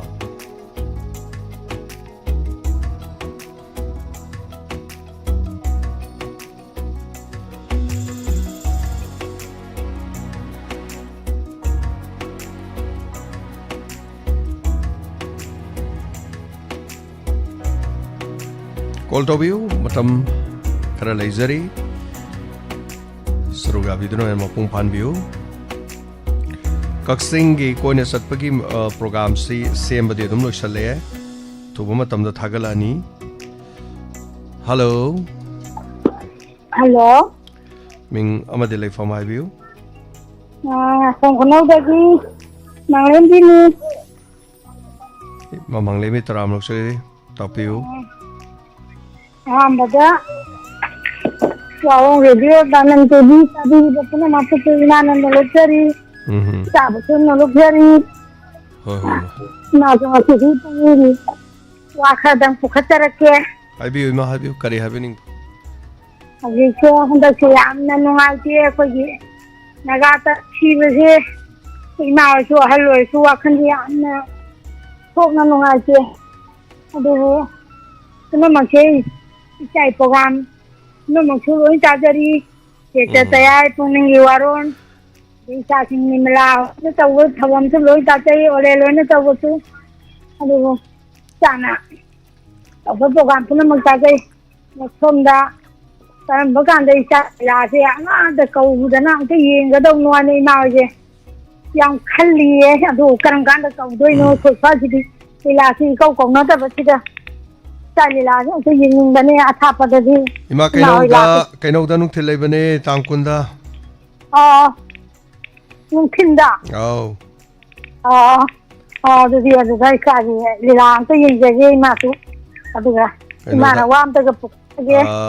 ꯑꯁꯤꯗ ꯀꯨꯟꯗ ꯅꯠꯇꯦ ꯏꯃꯥ ꯀꯩꯅꯣꯗ 13 ꯑꯣꯏꯔ ꯃꯥꯜꯂꯦ 13 ꯑꯗꯣ ꯉꯔꯥꯡ ꯏꯆꯥꯅ ꯑꯩꯈꯣꯏꯒꯤ ꯃꯌꯥꯝꯗꯒꯤ ꯈꯤꯇꯪ ꯐꯤꯕꯝ ꯖꯨꯒꯣꯠ ꯆꯥꯗꯅ ꯆꯠꯄ ꯃꯐꯝꯗ ꯏꯆꯥꯅ ꯎꯠꯄꯗꯨꯁꯨ ꯌꯦꯡꯖꯩ ꯏꯃꯥꯁꯨ ꯂꯣꯏ ꯎꯏ ꯏꯆꯥꯅ ꯇꯧꯕ ꯑꯗꯨꯗ ꯑꯩꯈꯣꯏꯁꯨ ꯁꯤꯗ ꯏꯆꯥꯒꯤ ꯄꯨꯝꯅꯃꯛ ꯇꯥꯕ ꯑꯉꯥꯡ ꯑꯗꯨꯒꯨꯝꯕ ꯑꯃ ꯂꯩꯕꯗꯣ ꯅꯍꯥꯟꯃꯨꯛꯁꯨ ꯏꯃꯥꯅ ꯍꯥꯏꯖꯈ꯭ꯔꯕꯅꯤ ꯑꯗꯨꯒꯤ ꯑꯉꯥꯡꯗꯨꯅ ꯍꯧꯖꯤꯛꯁꯨ ꯃꯥ ꯇꯥꯔꯝꯒꯅꯤ ꯑꯩꯅ ꯐꯣꯟ ꯇꯧꯕꯁꯤꯗ ꯃꯥꯅ ꯃꯥꯒꯤ ꯑꯗꯨ ꯍꯥꯏꯕꯤꯕꯁꯤꯒꯤ ꯃꯥꯅ ꯍꯔꯥꯎꯗꯅ ꯑꯩꯕꯨ ꯑꯁ ꯃꯈꯨꯠꯅ ꯃꯆꯤꯟꯒꯥꯁꯤ ꯆꯨꯞꯇꯅ ꯇꯧꯔꯤꯕꯅꯤ ꯑꯗ ꯑꯩꯅ ꯑꯩꯈꯣꯏ ꯁ꯭ꯋꯥꯏꯗ ꯂꯤꯂꯥ ꯑꯃꯗꯪ ꯑꯩꯈꯣꯏ ꯈꯨꯡꯒꯪꯁꯤꯗ ꯇꯧꯔꯗꯤ ꯏꯆꯥꯅ ꯉꯥꯏꯍꯥꯛꯇ ꯆꯪꯉꯒ ꯃꯥꯕꯨ ꯏꯆꯥ ꯁꯛꯇꯨꯡꯁꯨ ꯎꯍꯟꯕꯤꯔꯗꯤ ꯑꯗꯨꯒꯤ ꯑꯉꯥꯡꯗꯨ ꯃꯥ ꯁꯤꯔꯁꯨ ꯌꯥꯔꯦ ꯀꯥꯏꯅ ꯃꯥꯅ ꯑꯩꯉꯣꯟꯗ ꯏꯪꯒꯤꯠ ꯇꯧꯗꯅ ꯈꯪꯕꯗꯤ ꯂꯣꯏ ꯈꯪꯕ ꯉꯥꯡꯊꯣꯛꯄ ꯉꯝꯗꯕ ꯑꯗꯣ ꯑꯩꯈꯣꯏꯒꯤ ꯏꯆꯥꯒꯤ ꯅꯦꯅꯦꯒꯤ ꯊꯣꯏꯕꯤ ꯍꯥꯏꯕ ꯍꯦꯔꯦꯟꯗꯨꯗ ꯃꯥꯁꯨ ꯃꯅꯦꯗꯨ ꯃꯌꯨꯝ ꯄꯥꯟꯗꯕꯅꯦꯗꯣ ꯑꯁꯤꯗ ꯏꯆꯥ ꯄ꯭ꯔꯣꯒꯥꯝꯗ ꯍꯦꯛ ꯑꯩꯈꯣꯏ ꯃꯌꯥꯝ ꯂꯥꯛꯃꯤꯟꯅꯩꯗꯣ ꯑꯗꯨꯅ ꯃꯥꯅ ꯃꯅꯦꯗ ꯅꯪꯒ ꯑꯩꯒ ꯃꯥꯟꯅꯩ ꯅꯪꯅ ꯅꯦꯅꯦ ꯑꯣꯏꯔꯁꯨ ꯊꯣꯏꯕꯤꯗꯣ ꯑꯩꯅꯦ ꯀꯥꯏꯅ ꯃꯥꯅ ꯇꯧꯔꯤꯁꯤꯗꯤ ꯑꯩꯈꯣꯏꯗ ꯀꯥꯞꯄ ꯏꯪꯒꯤꯠꯁꯦ ꯑꯁ ꯑꯃꯨꯛꯇꯣꯏꯕ ꯑꯗꯨꯒꯤ ꯑꯉꯥꯡꯗꯨꯅ ꯇꯧꯕꯗꯤ ꯌꯦꯡꯕꯗ ꯑꯉꯛꯄ ꯑꯣꯏꯔꯖꯥꯠꯅꯤ ꯑꯗ ꯑꯩꯈꯣꯏꯅ ꯀꯧꯅꯤ ꯑꯩꯈꯣꯏ ꯁꯤꯗ ꯂꯤꯂꯥ ꯂꯥꯛꯄꯗ ꯅꯪꯒ ꯁꯣꯏꯗꯅ ꯎꯅꯍꯟꯅꯤ ꯀꯥꯏꯅ ꯍꯥꯏꯕꯁꯤꯗ ꯃꯥꯅ ꯍꯔꯥꯎꯈꯤꯗꯤ ꯑꯃꯨꯛꯇꯣꯏꯕ ꯂꯣꯏꯖꯥꯠꯅꯤ ꯉꯔꯥꯡꯒꯤ ꯏꯆꯥꯅ ꯃꯣꯏꯒꯤ ꯌꯥꯔꯒ ꯄꯨꯗꯅ ꯃꯇꯦꯡ ꯄꯥꯡꯕ ꯆꯠꯄꯗꯣ ꯃꯥꯁꯨ ꯎꯔꯒ ꯑꯁ ꯃꯥꯅ ꯃꯊꯕꯥꯛꯀ ꯐꯨꯔꯗꯅ ꯏꯆꯥ ꯄ꯭ꯔꯣꯒꯥꯝ ꯇꯧꯔꯤꯉꯩꯗ ꯃꯤꯗ ꯋꯥ ꯉꯥꯡ ꯌꯥꯕ ꯅꯠꯇꯦ ꯃꯥꯅ ꯋꯥ ꯉꯥꯡꯕꯗꯤ ꯈꯪꯕ ꯋꯥ ꯉꯥꯡꯕꯗꯤ ꯈꯪꯕ ꯋꯥ ꯉꯥꯡꯕꯗꯤ ꯂꯣꯏ ꯈꯪꯉꯦ ꯂꯣꯏꯅ ꯈꯪꯉꯤ ꯑꯁꯤꯅꯦ ꯃꯥꯕꯣꯛꯅꯤ ꯁꯤꯅ ꯅꯦꯅꯦꯅꯤ ꯁꯤꯅ ꯄꯄꯥꯅꯤ ꯅꯦꯅꯦꯅꯤ ꯂꯣꯏ ꯈꯪꯉꯦ ꯏꯪꯒꯤꯠꯇ ꯉꯥꯡꯊꯣꯛꯄ ꯉꯝꯖꯗ꯭ꯔꯕ ꯆꯍꯤꯗꯤ 13 ꯁꯨꯖꯤꯜꯂꯛꯑ ꯃꯥꯜꯂꯦꯕ ꯑꯗꯨꯅꯦ ꯑꯗꯨꯗ ꯆꯠꯆꯒꯦ ꯏꯅꯥꯅ ꯐꯣꯟ ꯀꯣꯟꯁꯨ ꯇꯧꯗꯕ ꯀꯨꯏꯔꯦ ꯆꯠꯄ ꯉꯝꯗꯕꯔꯣ ꯆꯠꯄ ꯉꯝꯗꯦ ꯃꯥꯁꯦ ꯐꯃꯨꯡꯗ ꯃꯃꯥꯗꯨꯗꯤ ꯀꯔꯤꯝꯇ ꯇꯧ ꯉꯝꯗ꯭ꯔꯦ ꯃꯥꯒꯤ ꯁꯦꯕꯥꯗ ꯑꯄꯣꯛꯄꯗꯤ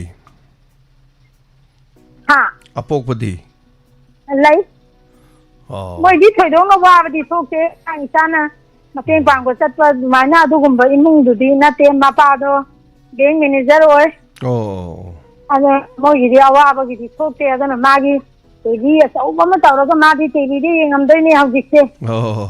ꯃꯄꯥꯅ ꯇꯤꯚꯤ ꯑꯆꯧꯕ ꯑꯃ ꯇꯧꯔꯒ ꯃꯥꯒꯤ ꯇꯨꯝꯐꯝ ꯍꯦꯛ ꯇꯤꯚꯤꯗꯨꯒꯤ ꯃꯃꯥꯡꯗ ꯃꯥꯒꯤ ꯇꯨꯝꯐꯝ ꯆꯥꯐꯝ ꯐꯖꯅ ꯊꯝꯃꯦ ꯑꯗꯨꯒ ꯏꯆꯥꯒꯤ ꯃꯇꯦꯡ ꯄꯥꯡꯕ ꯆꯠꯄꯗ ꯂꯥꯛꯑꯃꯅꯤ ꯑꯗꯣ ꯀꯩꯅꯣꯒ ꯃꯃꯧ ꯔꯥꯙꯥꯒ ꯑꯩꯈꯣꯏ ꯑꯍꯨꯝ ꯂꯥꯛꯏꯗꯣ ꯑꯗꯨꯒꯤ ꯃꯃꯧ ꯅꯨꯄꯤꯅꯦꯕ ꯑꯗꯨꯅ ꯃꯥꯒꯤ ꯇꯨꯝꯐꯝ ꯆꯥꯐꯝ ꯐꯖꯅ ꯊꯝꯃꯒ ꯍꯧꯖꯤꯛ ꯄꯨꯡꯒꯤ ꯋꯥꯔꯣꯟꯒꯥꯁꯦ ꯃꯅꯦꯗꯒꯤ ꯍꯦꯟꯅ ꯑꯗꯨꯋꯥꯏꯗ ꯃꯤꯗ ꯐꯝ ꯌꯥꯔꯣꯏꯗꯣꯏꯅꯤ ꯂꯣꯏ ꯇꯥꯊꯣꯛꯀꯗꯣꯏꯅꯤ ꯃꯣꯏꯅ ꯋꯥ ꯉꯥꯡꯉꯛꯄꯗ ꯏꯆꯥꯅ ꯋꯥ ꯉꯥꯡꯉꯛꯄꯗ ꯃꯣꯏꯒꯤ ꯈꯣꯟꯖꯦꯜꯗꯨꯅ ꯃꯤꯅ ꯌꯦꯠꯂꯦꯅ ꯑꯁ ꯃꯤ ꯀꯥ ꯆꯪꯉꯣ ꯌꯥꯄꯣꯠꯇꯦ ꯃꯈꯨꯠ ꯍꯟꯗꯣꯛꯇꯅ ꯀꯟꯊꯣꯛꯏꯕ ꯃꯅꯦꯗꯨꯗꯅꯦ ꯃꯥꯅ ꯐꯝꯕ ꯌꯥꯗꯣꯏꯁꯦ ꯑꯗꯨꯅ ꯅꯍꯥꯟꯃꯨꯛꯁꯨ ꯃꯅꯦꯗꯨꯒ ꯃꯇꯦꯡ ꯄꯥꯡꯕ ꯆꯠꯄꯗꯨꯗ ꯎꯅꯔꯨꯔꯕ꯭ꯔꯥ ꯃꯥꯒꯤ ꯍꯥꯏꯔꯝꯕ꯭ꯔꯥ ꯍꯥꯏꯅ ꯃꯅꯦꯗꯨꯗ ꯍꯥꯏ ꯑꯗ ꯑꯩꯅ ꯍꯥꯏꯒꯦ ꯃꯕꯨꯡ ꯃꯪꯂꯦꯝꯕꯤꯅ ꯍꯥꯏꯕꯅꯤ ꯀꯥꯏꯅ ꯍꯥꯏꯕꯗ ꯑꯁ ꯃꯕꯨꯡ ꯃꯪꯂꯦꯝꯕꯤꯅꯗꯤ ꯑꯩꯗꯤ ꯌꯥꯝꯅ ꯅꯨꯡꯁꯤꯕꯤꯌꯦ ꯀꯥꯏꯅ ꯐꯩꯅ ꯇꯧꯔꯤꯅꯦꯕ ꯃꯥꯅ ꯇꯧꯔꯤꯁꯦ ꯍꯣꯏ ꯃꯥ ꯅꯣꯡꯃ ꯃꯇꯥꯡ ꯆꯥꯕ ꯊꯦꯡꯅꯔ ꯂꯣꯏꯔꯦꯀꯣ ꯍꯣꯏ ꯊꯝꯖꯔꯒꯦ ꯃꯊꯪꯒꯤ ꯀꯣꯂꯔꯗ ꯑꯃꯨꯛ ꯈꯨꯗꯣꯡꯆꯥꯕ ꯐꯅꯤ ꯃꯥ ꯊꯥꯒꯠꯆꯔꯤ ꯊꯦꯡꯛ ꯌꯨ ꯁꯣ ꯃꯁ ꯌꯥꯝ ꯂꯩ ꯑꯗꯨꯒꯨꯝꯕ ꯃꯌꯥꯝꯁꯦ ꯉꯔꯥꯡꯁꯨ ꯌꯨꯝꯅꯥꯝ ꯍꯣꯏꯗ꯭ꯔꯣꯝꯗꯒꯤꯅꯦ ꯍꯥꯏꯕ꯭ꯔꯥ ꯃꯌꯥꯝ ꯏꯝꯐꯥꯜ ꯁꯣꯝꯗ ꯑꯩꯉꯣꯟꯗ ꯑꯃ ꯒꯥꯔꯤ ꯂꯤꯂꯥ ꯆꯠꯂꯤꯉꯩꯗ ꯀꯣꯜ ꯇꯧꯔꯛꯑꯃꯤ ꯃꯥꯁꯨ ꯐꯃꯨꯡꯗ ꯑꯗꯨꯝ ꯂꯩꯕꯅꯦ ꯍꯧꯒꯠꯄ ꯉꯝꯗꯕꯅꯦ ꯍꯥꯏ ꯑꯗ ꯃꯥꯅ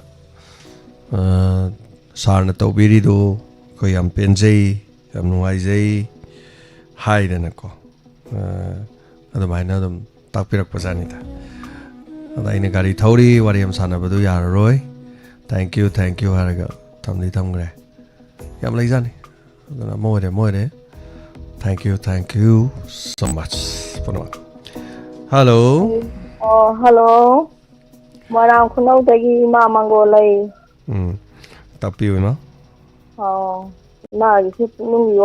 ꯋꯥꯐꯝꯁꯦ ꯈꯤꯇꯪ ꯊꯥꯡꯀꯠꯆꯅꯤꯡꯗꯅ ꯇꯧꯖꯔꯛꯄꯅꯦ ꯇꯥꯛꯄꯤꯌꯨ ꯑꯩꯈꯣꯏꯒꯤ ꯑꯉꯥꯡ ꯆꯍꯤ 15-16-17ꯒꯤ ꯖꯒꯥ ꯆꯍꯤ ꯃꯇꯥꯡ ꯑꯣꯏꯒꯅꯦꯕꯀꯣ ꯃꯣꯏꯁꯤꯡꯁꯦ ꯒꯥꯔꯤ ꯃꯆꯥꯁꯤꯗ ꯃꯣꯏ 2-3 ꯇꯣꯡꯁꯤꯜꯂꯒꯅꯦ ꯁꯣꯔꯣꯛꯁꯤꯗꯅꯦ ꯀꯟꯅ ꯊꯧꯔꯦ ꯑꯗꯨꯒꯅꯦ ꯃꯆꯤꯟꯁꯦ ꯊꯤꯔꯒ ꯂꯥꯎꯕ ꯌꯥꯝꯅ ꯅꯨꯡꯉꯥꯏꯇꯕ ꯍꯥꯏꯇꯥꯔꯦ ꯇꯥꯕꯗꯀꯣ ꯒꯥꯔꯤꯗꯨꯁꯨ ꯀꯟꯅ ꯊꯧꯕ ꯑꯃꯨꯛ ꯈꯛꯇ ꯅꯠꯇꯕ ꯕꯥꯔ ꯇꯧꯋꯦꯕꯀꯣ ꯑꯩꯈꯣꯏꯒꯤ ꯀꯩꯕꯨꯜ ꯂꯝꯖꯥꯎꯒꯤ ꯃꯦꯟ ꯍꯥꯏꯗꯔꯥ ꯀꯩꯕꯨꯜ ꯂꯝꯖꯥꯎ ꯆꯪꯕ ꯂꯝꯕꯤꯁꯦ ꯁꯤꯒꯤ ꯃꯄꯥꯟꯗꯅꯦꯕ ꯏꯃꯥ ꯂꯩꯔꯤꯁꯦ ꯑꯗꯣ ꯑꯗꯥꯏꯗ ꯂꯩꯕ ꯅꯍꯥ ꯀ꯭ꯂꯕꯅ ꯀꯔꯤꯅ ꯇꯥꯟꯅꯔ ꯐꯥꯔ ꯐꯨ ꯌꯥꯗꯕ꯭ꯔꯣ ꯑꯗꯨꯕꯣ ꯐꯨꯕꯁꯨ ꯌꯥꯎꯔꯕꯅꯦꯕꯀꯣ ꯋꯥꯔꯛꯀꯗꯧꯅꯦꯕ ꯑꯗꯨꯒꯨꯝꯕꯗꯣ ꯐꯨꯕꯁꯨ ꯌꯥꯎꯔꯕꯅꯦ ꯑꯗꯨꯗ ꯏꯃꯥꯅ ꯍꯥꯏꯖꯅꯤꯡꯉꯤꯗꯅꯀꯣ ꯃꯃꯥ ꯃꯄꯥ ꯑꯣꯏꯔꯤꯕ ꯃꯕꯨ ꯃꯄꯦꯜ ꯑꯣꯏꯔꯤꯕꯁꯤꯡꯗꯨꯅ खितंग मदुगुंबसिंदो खंग लैरगदी ताब लैरगदी खितंग अदुगुंबदो तौगनो होकनोइना मा मथा मंगना अदु यांगांगी अदु मचाने हाबा खंग ngamद्रगसुको अखोई युमदा लैरिबा मबु मपेन ममा मपा ओइबा खोइनसु गाड़ी थौरगा दमाई तौगनो दमाई nganगनो दमाई तौगनो दु गाड़ीदो कनगनो खोकनो हाबा इमुंग मनुंगदसु खितंग चाइसुजिंसे वारा हनिंबा हाइतारे माय वाखंदा अदगी अतोपा मनने नोंमा आइसे एयरपोर्ट मपादुदगी विंडर से तोंगे विंडर से सीट अमा खालोना खाहले अदुगा सीट मामांगी फ्रंट सीटुदा अंगांग निपा मचा मासे याम हेना अंगांगसु ओइदरे सही कुनगी मथकी ओइदोइनेबको मासिना फोनजे पायरा वरिसे सानै अदुगा आइगी फ्रंट सीटकीदा आइगी सीटतुमा खाक्पिरकपदुदा तोंगनब होनबसिदने अइना तोंगनब काकबसे माना मपानदो थांनिंगदगी मनुंगदा तोंगना हाय अदवाइना काखत्प कुमदब ngahak kano tawbasida madi phone do wari magi nakongda thinjindido adu thinjana wari sanari janebako aduga adum tai khoisu angang nupi maga phone tawnai se nupi nebako nupi kanano nupi wangangi do hayebako ande ine ma gari kakhalai adugine hay adu bhawda yare kasu khan de moi ha kano tawna jabane khal adai do wari sanabjana kubala yaure ko kubala yaure bawda sanari bo wari jingje koigi marak athibo hay ga su yawe bako ima sana taba sinda kok sen yam nuai tare ha bako yam nai cha ji tension se lai gre bako gari ngatang chali do moi sanari wari wathi wamal adagi wa phatta ba se dum yaure bako aina sauningdana aina haire ibungo nangi phone je ahakta thammo kadorage noi akhongon niam jida disturb tawai por ama laire adai ibe ma nang ai sauningdana imana haibani ibe ma nang je lai lesu tamba mi de mandre lai lesu tamdraga sune nang phi ba matam na nat kaya thagani phi kaya thagani noi sigum sinna matam mangalagani hajikte mangdharai do chotharai do tawbe poche noi tawnu ꯑꯁꯤꯒꯨꯝꯕ ꯊꯕꯛꯁꯦ ꯇꯧꯒꯅꯨꯀꯣ ꯃꯇꯨꯡꯗ ꯑꯃꯨꯛ ꯍꯟꯅ ꯇꯧꯒꯅꯨ ꯅꯣꯏ ꯑꯆꯤꯛꯄ ꯃꯐꯝꯗ ꯁꯥꯟꯅꯒꯦ ꯁꯥꯟꯅꯧ ꯅꯌꯨꯝꯗ ꯁꯥꯟꯅꯒꯦ ꯁꯥꯟꯅꯧ ꯑꯗꯨꯒ ꯒꯥꯔꯤ ꯃꯅꯨꯡꯁꯤꯗ ꯅꯣꯏ ꯉꯥꯡꯅꯔꯤꯕ ꯋꯥꯔꯤꯁꯤꯡꯁꯤꯁꯨ ꯑꯊꯣꯏ ꯑꯉꯥꯝꯁꯨ ꯋꯥ ꯐꯠꯇꯕꯁꯨ ꯌꯥꯎꯔꯦ ꯍꯥꯏꯗꯅ ꯏꯃꯥꯁꯤꯅ ꯉꯥꯡꯉꯦ ꯑꯗꯩ ꯃꯌꯥꯝꯁꯤꯅ ꯆꯨꯝꯃꯤ ꯍꯥꯏꯔꯦ ꯑꯗꯨꯝ ꯃꯣꯏꯔꯥꯡ ꯈꯥꯏꯕꯐꯥꯎꯁꯦ ꯁꯥꯟꯅꯔꯦꯀꯣ ꯑꯗꯩ ꯁꯥꯎꯅꯤꯡꯗ ꯑꯃꯨꯛꯀꯁꯨ ꯑꯩꯅ ꯉꯥꯡꯉꯦ ꯁꯥꯎꯔꯦ ꯑꯗꯩꯗꯤ ꯑꯉꯥꯡꯁꯤꯅ ꯃꯤ ꯌꯥꯝ ꯁꯥꯎꯔꯦ ꯊꯝꯃꯒꯦ ꯍꯥꯏꯔ ꯊꯝꯈꯤꯕ ꯑꯁꯤꯒꯨꯝꯕ ꯊꯕꯛꯁꯤꯡꯁꯦ ꯏꯃꯥꯅ ꯇꯧꯍꯟꯅꯤꯡꯗꯦꯕꯀꯣ ꯍꯣꯏ ꯃꯥ तहनिंदे असिगुम्बा थबक सिंजे खितांग ज्ञान तानबना फई सिगुम्बसिना सोथरैबो मांगैबसे अदुक्कि मतिक मांगथरबनेबो खोइ मणिपुरगी होय मा थागचरी मागी तोंगा थेंगनरको जिकानगी ना सिंगना तौरी मोंग हाइतार दुइमा वाखल तादौ नते मोइदि थोरमसु तारमोय मीना नुंगाइते हाइबसु खंगमोय सेने खोइगी नुंगाइतबनि अदना खुदक तुतो कोइ मा एक्शन दे रिएक्शन हाइतार हे नंगना तौरिदु कइनोने हे नंगनि समाने मिरक्ते लक्ता तौरिदुबो नंबो नमाना पा वरक्तरने नंग वाइ चलुने वाइ सनु चलु नंगा थिंग आंगदमनि मा अदुमदुदि इमा खुदक ता फतबो जासे थोय त हाइगदमनि माइदि आई वर्दि ता हाइदुइन कइनोने नंग मया मरक्ते पुल्लग नंग तैदु गदैनो इमा खोइदि त थोय ता हाइ गाड़ी थौरसो दु तौरसो दा तौरसो अनि त क्लब लेदि तानर कइनो नंग तैदो स्वाइदो तौबो यारो कोइ सि चनदि सिगुमसे कोइ मा पराजे तमौदा तारदि नोमगी हेंजलकदोइनि सम नोमगी Anyway, ma, thank you so much, Thagachari. Minute Mari Makai Magi Wakat Lakre. Thagachari. Anana. Minute Karli Jari. Sigi. Hello. Hello. Ming Lay from my view. Yalang Hamok Vilaki, Tongam Gita. Tarahama Maktada Mayam, Tabiba, Mayam, Amadis Harbo, Kaikum Nabo Seri. Ilang Kangpo Pidagi, Gold Gator Posidi, Yam Tangi. Tao di Tana di Bro Yalang Kangpo is a quick programs. Oh, the Tazari is her, quite a point over the Pong Pong Daba. I don't know. Why do Yam Ilang Kangpo is Yam Jogundaba, Haitarhana, the Ama, Surgit Cobum, Yam Yoromi, Kara, or the Yogidre. The Tay Amani Yoromi Yogidre, Motochin of Hagadra, I don't know, Torum Tada Hagadra. Yam no idea city called Tobi, what up you carry what from having. I know, pulling a power wapama with the book at Zariba. Have you? Away Kungangilam done in the day, how they said, and the pigeon dinner pizza, Pasata Ragatum, Imungi Kamating Bang, River Neva, Positinamo, and Lang Yam Takalapa. Lang Takalapa and Maramoya, who is a P. Omana Sita Batuga, a P. Canozo, Mamandri Hangataba. Other than we were cut. Not have a ganasum Hana Hanariba, Haikatum. Other Hanati, we were cut him, Langje, Takuting Lameba. The Hojiti, Ta and even Treva Lucky David. The Langaga Tankalapane, Aduna, Chendong, the Ram like the Marina, was in the Tabira Gadi, Langjets and Matam Nina Tang Nana, Bibira Gadi, no I Jaganina Tim the Pundok Jacket open. Other piece was it to me, although land is a thing, have it amarum, the other piece habits in Ozik Tam, that the Tongasu Tondrasu, Sitlasu Sitrasu, Sorapa Kayamuti. Panek, Panek say Bandalamana, Lang Bandalam Tamatum, the Lishing Marim of Pitongeva. Aquina Tama, Sankalaga Sagay, the Katantapna Sagana, Animu Charge Jaiva. The Quina Tuna Taraga, this Yum the Lay, Tabangang Tonajum. Lishing Marie Muktotum Pangadi, Angagi crossed the Zukaram Imunpunadana. Rani Fidi Saba hit of Row, Sada. Rani Fidi. Rani Fidi Sabi, Rani Fim, the Lupa. Tom Jam Tongi, I do sing Trang, listen Kuntong neighbor. Ada in a Maraktas advertised over the way Wanging take some Lekaida, Saida, no being out and a saliva, Hypertarico, no being out and a saliva, Duga. Rani Fi Sabagi Haitare, training Sotoba Haitare anymore. Other labor Suyaba, when say training to it, Tobo, the Yumkai Palaga, the Yum de Chas and Aba, the Puru Bagi Kubo, Kin Honor, the Kitang Luiko. Oh, Kitang Matam Mang Tokayaba, the Yum the Tamuraga Halakpaya Chang, Torkanda, Hana Fi Sabagi, Fasan Haven in Rani Fi Sabatam Zanbada, Yam Takna do demand the Haitare, Karatamuraga, Tani Hungi or some Salakanda, the Sui is you talk Boko. Marigi Suba Zuba, Trang up Kungi, Sidida, Sunin Tonzam, the Nupama, Hekol Torokwane. Mana Haido a time the Rani fees have the 30,000, 45 fungi and have a Tabiraman. Fatana Sai Nupa never once had it. Adagi Wangwan the Gie in our Momin Gaure, Masi Nupani, fees have Nimasi.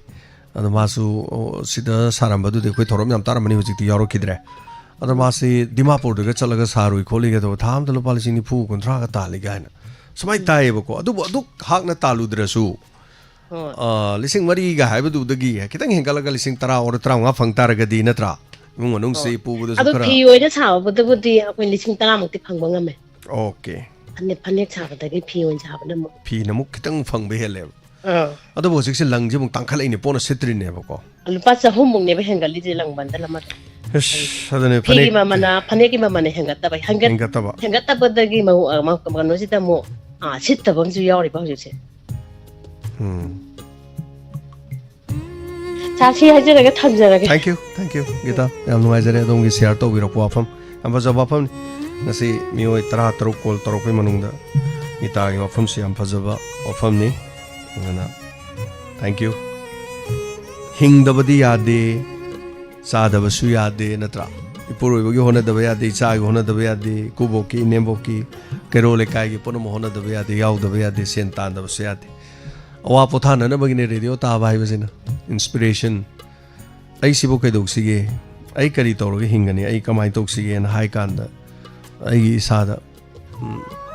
kari hain ninghanna ba leiba sing do ninghanna ba era si waradi kiraktre na ingna bagi damakta lanfam do mayo saruk yarak pod am nungairis aduga amana koigi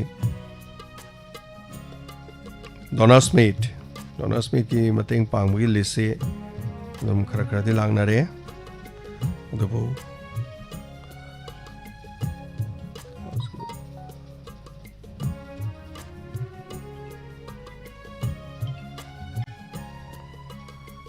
Hello Sir Mingalai phone abiu Sir ai yai puk top jing sa de thaba Jari pok top chingta degi top degi Au sir Thaba Au sir Thaba thaga chali torom surga be batabiu Sir ai tapiu Sir gi donor yaw bu sir ai na photo ka ki to je bodu photo do amam sense to haiba sa do ina hoji kaino to bu oi do ra dang har thaja gi beduna hana gi khara latest ba hai tare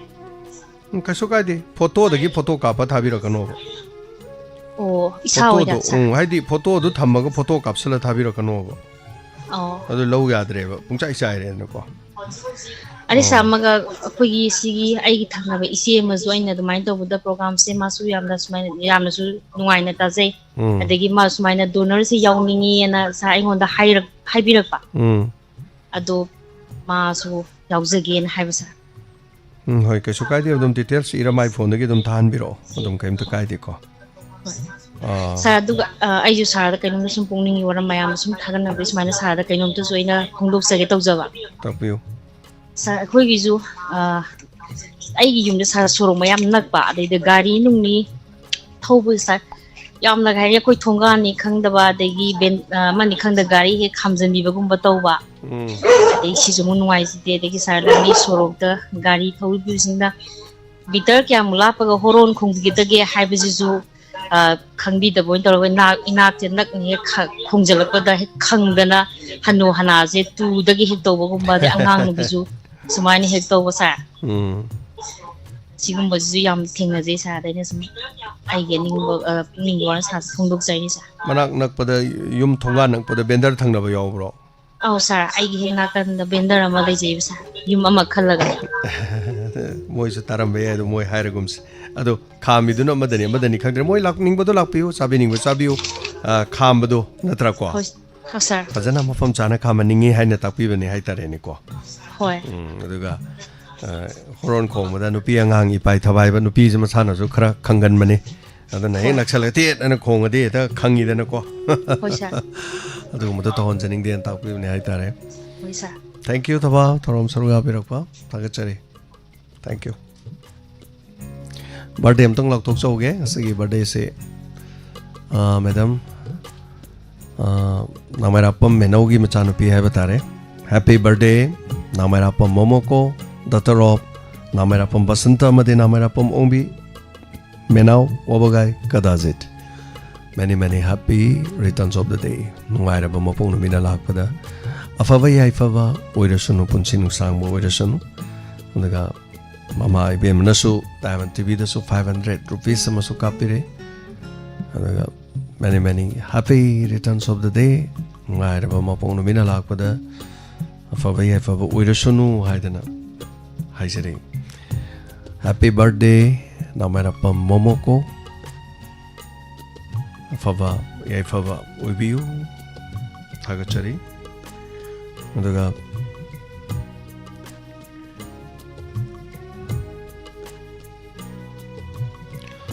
Okram Lentoingambi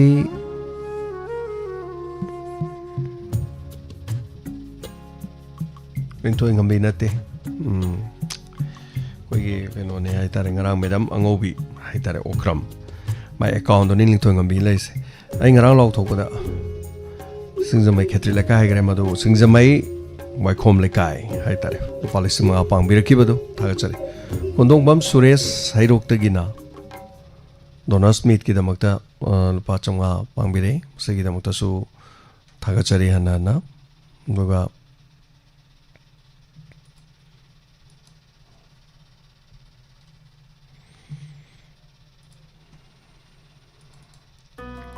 Sunil Thounaojam डोनामिस के लुपा चनी हापिरे थागचरी लाइसरम रोमा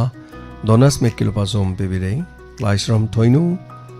पचनी डोनास मिट के हापिरे अनिमक madam तमुबी चिरोंगी लेकाई देगी हाइतरे वाइखोंग देगी हनना थागचरी सरमुलाई लापम बच्चा शर्मा लुपा चहुम डोनास मिट के हापिरे साउक्तोंबी तोइजम ओंबी पचनी अदुगा ओजा खंबो तोइजम सु पचनी चनी डोनास मिट की हापिरे सिगिदमक थागचरी thank you so much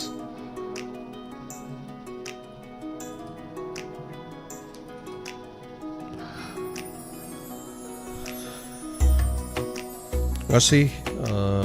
kenoda leijabani lila se sigi lila mafam sangangai da leijaba agachari punama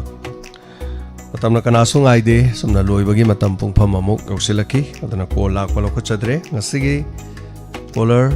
taraga taret habitare masigi manungda nupa ama khaktani call tobirakhibse ko tai nupi ngakta ne फजबा वफम सिंह पोकपिरक पंगसी या मरी लेना बाइतर special होइबा वफम पोकपिरक पंगसी गिरी याव यावते adobo थागचरी मयान फजबा वफम पुनिंग लोकसिंग होइबा Singh पोकपिबा फबो हेंसी अदगा अथोबा मतम video अमा आई सेम साजरी वीडियो से कोई मयाम अदकी फर्स्ट ता की बाइबा तारे मपुरेबा लेजिद्र वीडियो पिबो खुदोलगी फर्स्ट ताबा प्रोमिला है तरह वाई खोमोंबी प्रोमिला की माँ की मैं सक्संग लोरे साबा अदुगा कौन सिनगरे कौन दा कोई मैडम नंदिनी अदुगा चे कुंजानी न लेबी बा अदुगा इमा शांति ने गैस की थौदांग लो बिरे इमा सी सरोजिनी न 3 कुपदा 15,000 म पांग बिरे अतैना मचा कतैना कोई डायमंड डोनर्स ना उतोक चरे मरक सिदा कोई की मेलबोर्न ऑस्ट्रेलिया दा लेबा इची कोई सरोबलाना 5K है तरह पॉलिसी मंगा पांग बिरे मसीन कोई इंडक्शन अदुगा इंडक्शन मगा फिल्टर मगा कोई दोंदा लाइन बहु नजरे हान बददी राइस कुकर मगा इंडक्शन मगा लाइन तोरम बने अदो राइस कुकर से अम्मा मु पांगजल है तरह अदुदगी पांगजल लगबदगी पांगैसे नमु मैडम नंदिनी नमु पांग बिरे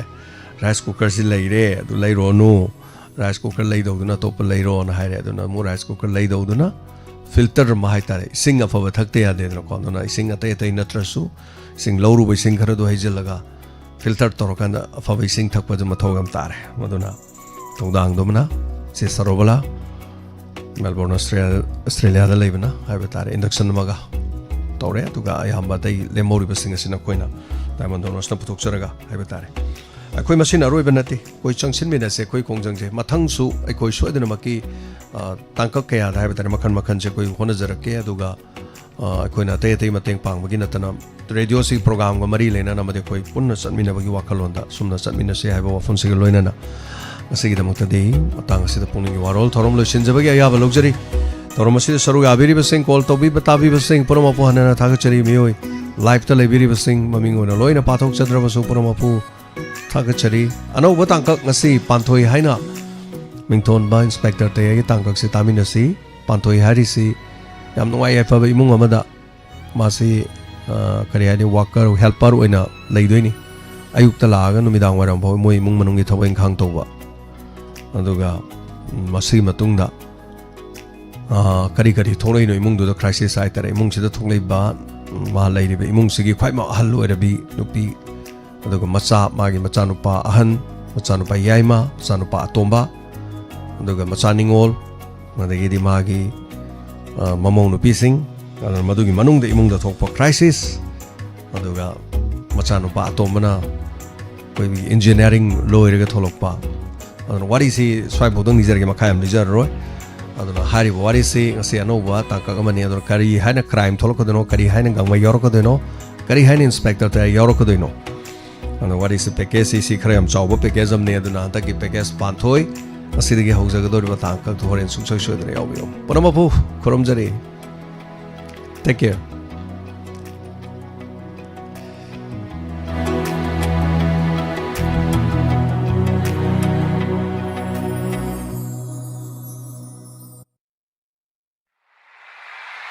Wahong Radio. Wahong Radio.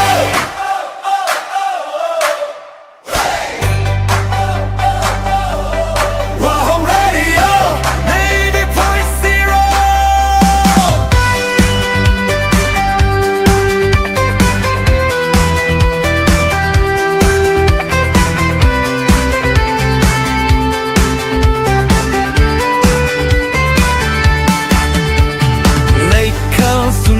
Shatlare kang lup kaya pun lare etin pamore pumnamaki awanungai pota pammi leita laira kaida ma tawai singi lei koluni Wahong Radio.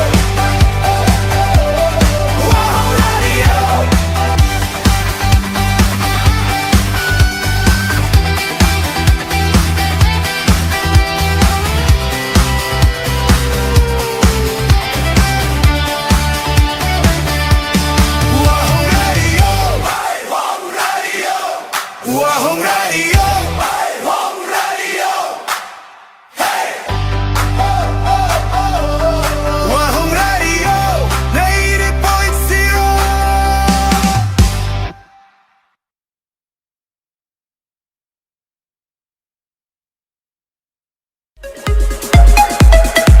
Nungairaba Paujil Assam Downtown University Guwahati Panjariba Assam Downtown University Guwahati da Tonga Tonga course singa tambining labadi ngasi makudong chaba silobi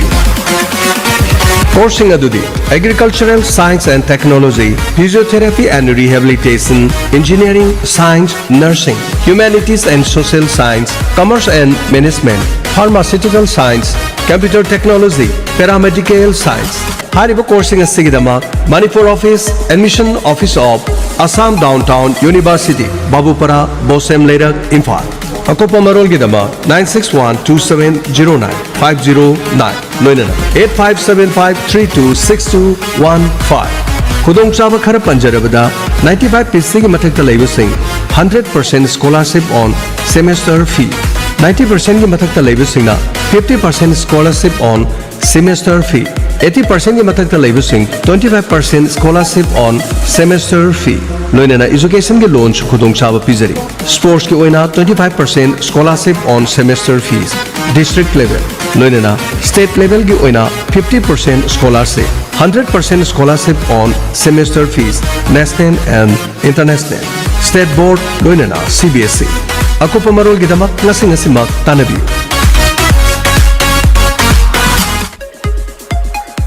Nungairaba Paujil New Era Higher Secondary School Thobal Okram Wangmatabagi Chaliba Sahi English Singani Kuntaru Kuntareti Season Gi Class 11 Science Ki Admission Form Thaba Hauser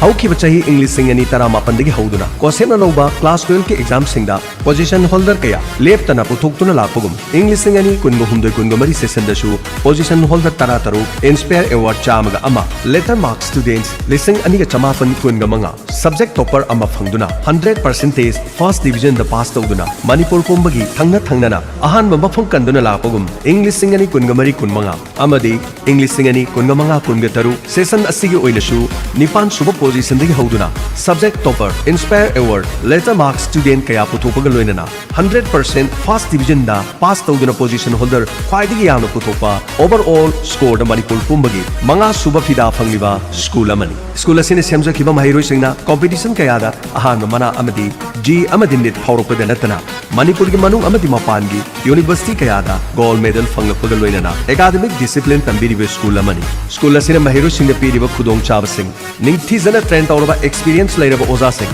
Soundproof Classroom Recreation Hall Science Lab Library School Magazine Wi-Fi Campus Smart Classroom Matam Guchunaraba Mahiro Singh Study Room Separate Boys and Girls Hostel 24 hour mai gi awat pa lehendana CCTV camera thamduna kupna monitor tawriba school amani OSM loba class 12 gi exam singda position lorupana mahiroi singi academic excellence case award amadi school na loba test tam khudimakta 90% digi tadana phanglakpa mahiroi singda school fee free loinana periodically co-curricular activities pangthokpada natana resource person sing kauduna career counseling gi program piriba chahi amada numit chani ga kun leptana mahi tambiriba numit khuding student attendance report parents sing the fanghaliba academic monthly report tha ohungi parents sing amari guardian singa nainariba subject ama oina computer thangta tamba fanghaliba boarding gi mahiroi singda subject khudima ki tha taruki free coaching class khwaidagi sonba mahiroi singi free special remedial coaching class 10 gi result ta CGPA da 85% loinana 90% phanglakpa mahiroi singda admission fee free oijariba 91% ki mathakta leiriba singi admission uniform school bag book free pizari lengsin biro school asida adongi mamal yamlaba class 10 pass tor visa singbo ngasimak class 11 science da mingsan biduna mama mapa singi thogal tobangamba isa sing sheminabagi thodang lominarasi ichapok chabagi mahi phangminarasi akopa marol gi dama call tobiu 9612915991 loinana 70053263132 amadi 708524705 New Era Higher Secondary School Thobal Okram Wangata